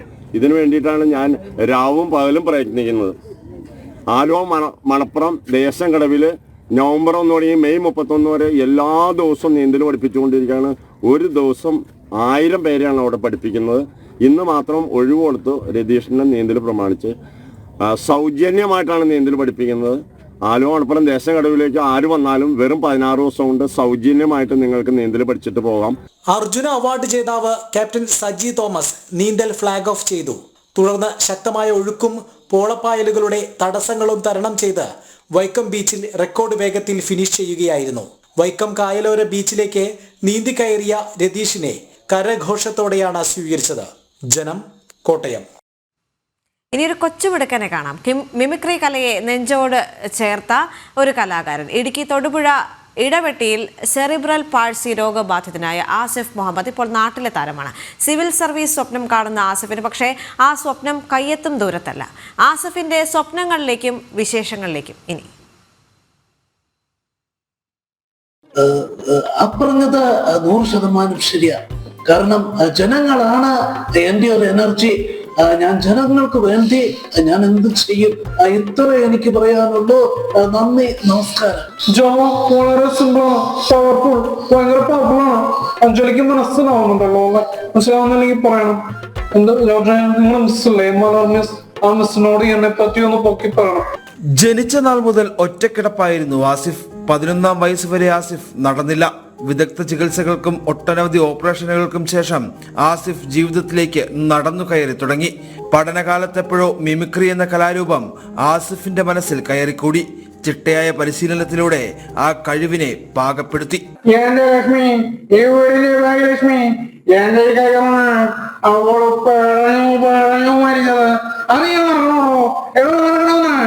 ഞാൻ യൂട്യൂബ് നോക്കി പഠിച്ചേ. പിന്നെ കോമഡി ഉത്സവം ഭയങ്കര ഇൻസ്പയർ ആയിരുന്നു. പിന്നെ ഈ പറഞ്ഞ പോലെ നമ്മുടെ ഷീജാത്ത 10ാം വാർഡിലെ ഞാൻ മെമ്പറായിരുന്നു. അപ്പൊ ഷീജാത്ത അങ്ങനെ മോട്ടിവേറ്റ് ചെയ്യുമായിരുന്നു എന്നെ ഇങ്ങനെ ഉള്ള കഴിവ് കണ്ടുപിടിച്ചിട്ട്. അപ്പം ഇങ്ങനെ പല പരിപാടിക്കും പോകുമ്പോൾ എന്തെങ്കിലുമൊക്കെ ചെറിയ ചെറിയ സമ്മാനങ്ങൾ തരും. അപ്പൊ എനിക്കൊരു മോട്ടിവേഷനായി. അങ്ങനെ എനിക്ക് ഇങ്ങനെ ലോകത്തോട് എൻ്റെ കാര്യം എന്നെ പോലെയുള്ള കുട്ടികളുടെ കാര്യമൊക്കെ പറയാനൊരു വേദി കിട്ടുക എന്നുള്ള ഒരിതായി. അങ്ങനെ ഞാൻ കോമഡോത്സവത്തിൽ 2019 പോയി പങ്കെടുത്തു. പിന്നെ അതുവഴി നമ്മുടെ റിപ്പബ്ലിക് ഡേ പരേഡിൽ പങ്കെടുക്കാൻ ഒരു അവസരം കിട്ടി. 2020 രാഷ്ട്രപതി ക്ഷണിച്ചിട്ട് ഗസ്റ്റായിട്ട് പോയിരുന്നു. തന്നിലെ രോഗാവസ്ഥയെപ്പറ്റി ആസിഫിന് നല്ല ബോധ്യമുണ്ട്. എന്നാൽ തളർന്നിരിക്കാൻ ആസിഫ് തയ്യാറായിരുന്നില്ല. രോഗാവസ്ഥയോട് പടവെട്ടി നേടിയതാണ് ആസിഫിന്റെ ഇന്നത്തെ ജീവിതം. 10ാം ക്ലാസ്സിൽ എല്ലാ വിഷയങ്ങൾക്കും A+ നേടിയ ആസിഫ് +2വിലും അതേ വിജയം തുടർന്നു. ഇംഗ്ലീഷ് സാഹിത്യത്തിൽ ബിരുദ പഠനം പൂർത്തിയാക്കിയ ആസിഫിന് IAS എന്നതാണ് സ്വപ്നം. എന്നാൽ ആ സ്വപ്നങ്ങളിലേക്ക് ആസിഫിനെത്താൻ കടമ്പകൾ ഏറെയുണ്ട്. പഠനം എൻ്റെ കൂട്ടുകാരും ഫ്രണ്ട്സൊക്കെ ടീച്ചേഴ്സൊക്കെ എന്നെ സഹായിക്കും. അവര് നോട്ട്സ് ഒക്കെ അയച്ചു തരും. കാരണം എഴുതാനൊക്കെ ചെറിയൊരു ബുദ്ധിമുട്ടുണ്ട്. അതുകൊണ്ട് നോട്ട്സ് ഒക്കെ അയച്ചു തരും, ഞാനത് എഴുതും. പിന്നെ പറഞ്ഞ പോലെ ഓൺലൈൻ പ്ലാറ്റ്ഫോമിലൊക്കെ കുറെ നോക്കി പഠിക്കും. പിന്നെ സിവിൽ സർവീസ് ആണ് ആഗ്രഹം. പക്ഷെ അതിനൊക്കെ എനിക്ക് സ്കോളർഷിപ്പ് എഴുതി കിട്ടിയായിരുന്നു. പക്ഷെ എനിക്ക് അവിടെ പോയിട്ട് വരാം. ഇപ്പൊ മൂവാറ്റുപുഴ നിർമ്മല കോളേജിൽ എനിക്ക് കിട്ടിയായിരുന്നു സിവിൽ സർവീസ് അക്കാഡമിയുടെ. പക്ഷെ അവിടെ പോയിട്ട് വരാനുള്ളൊരു ബുദ്ധിമുട്ട് എന്റെ വാപ്പാക്ക് ടാപ്പിംഗ് ആണ്. അപ്പം എന്നെ ഒരു 7 ദിവസം ക്ലാസ് ഉണ്ട്. അപ്പോൾ ആ 7 ദിവസത്തെ ക്ലാസ്സിന് എന്റെ വാപ്പാക്ക് എന്നെ കൊണ്ടു നടക്കാന്ന് പറഞ്ഞാൽ വാപ്പ വീട്ടിലെ കാര്യം നോക്കുവോ, അങ്ങനെയൊക്കെ ഒരു കാര്യത്തില് ഇപ്പൊ ആ ഒരു ആഗ്രഹം പോസ്റ്റ്പോൺ ചെയ്ത് വെച്ചേക്കാണ്. ഇതിനിടയിലും ശബ്ദാനുകരണ കലയിൽ പുതിയ പരീക്ഷണങ്ങളും ആസിഫ് നടത്തുന്നുണ്ട്.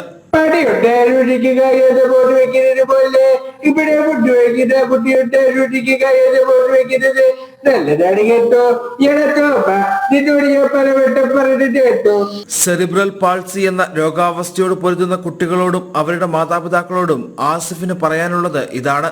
അവരോട് ഇപ്പൊ കണ്ടില്ലേ, എന്റെ വാപ്പയമ്മ തന്നെയാണ് എന്റെ ബാക്ക് ബോൺ ആയിട്ട് നിൽക്കുന്നത്. അതുപോലെ മാതാപിതാക്കൾ നിൽക്കുക. കാരണം നിങ്ങൾ കൊണ്ടുപോയിട്ട് ഈ മറ്റേ പിള്ളേരെ കൊണ്ടുപോയിട്ട് തള്ളിയിടുന്ന സ്ഥാപനങ്ങളുണ്ടല്ലോ, അവരെ ഉപേക്ഷിക്കുന്ന സ്ഥാപനങ്ങൾ, അങ്ങനെയുള്ള സ്ഥാപനങ്ങൾ ഉപേക്ഷിക്കാതിരിക്കുക.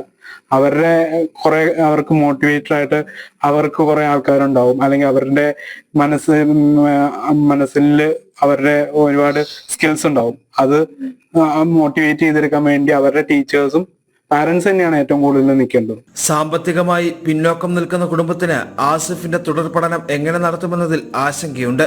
എന്നിരുന്നാലും ആസിഫ് കുടുംബത്തിനൊപ്പം തന്റെ സ്വപ്നങ്ങളിലൂടെയുള്ള യാത്ര തുടരുകയാണ്.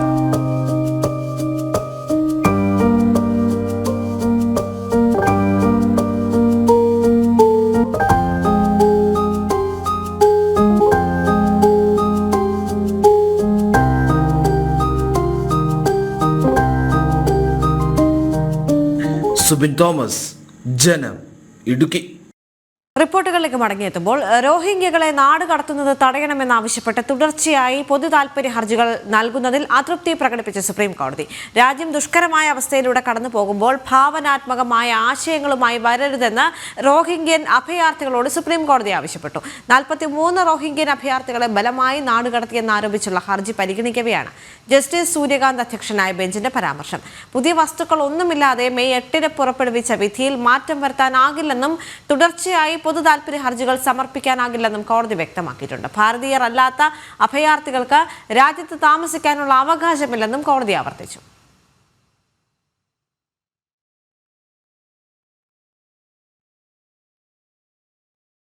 പുത്തൻപുലരിയുടെ സമയം അവസാനിക്കുകയാണ്. പക്ഷേ വാർത്തകൾ അവസാനിക്കുന്നില്ല. ഇടവേളയ്ക്ക് ശേഷം ലൈവ് റിപ്പോർട്ട്സ് കാണാം. നമസ്തേ.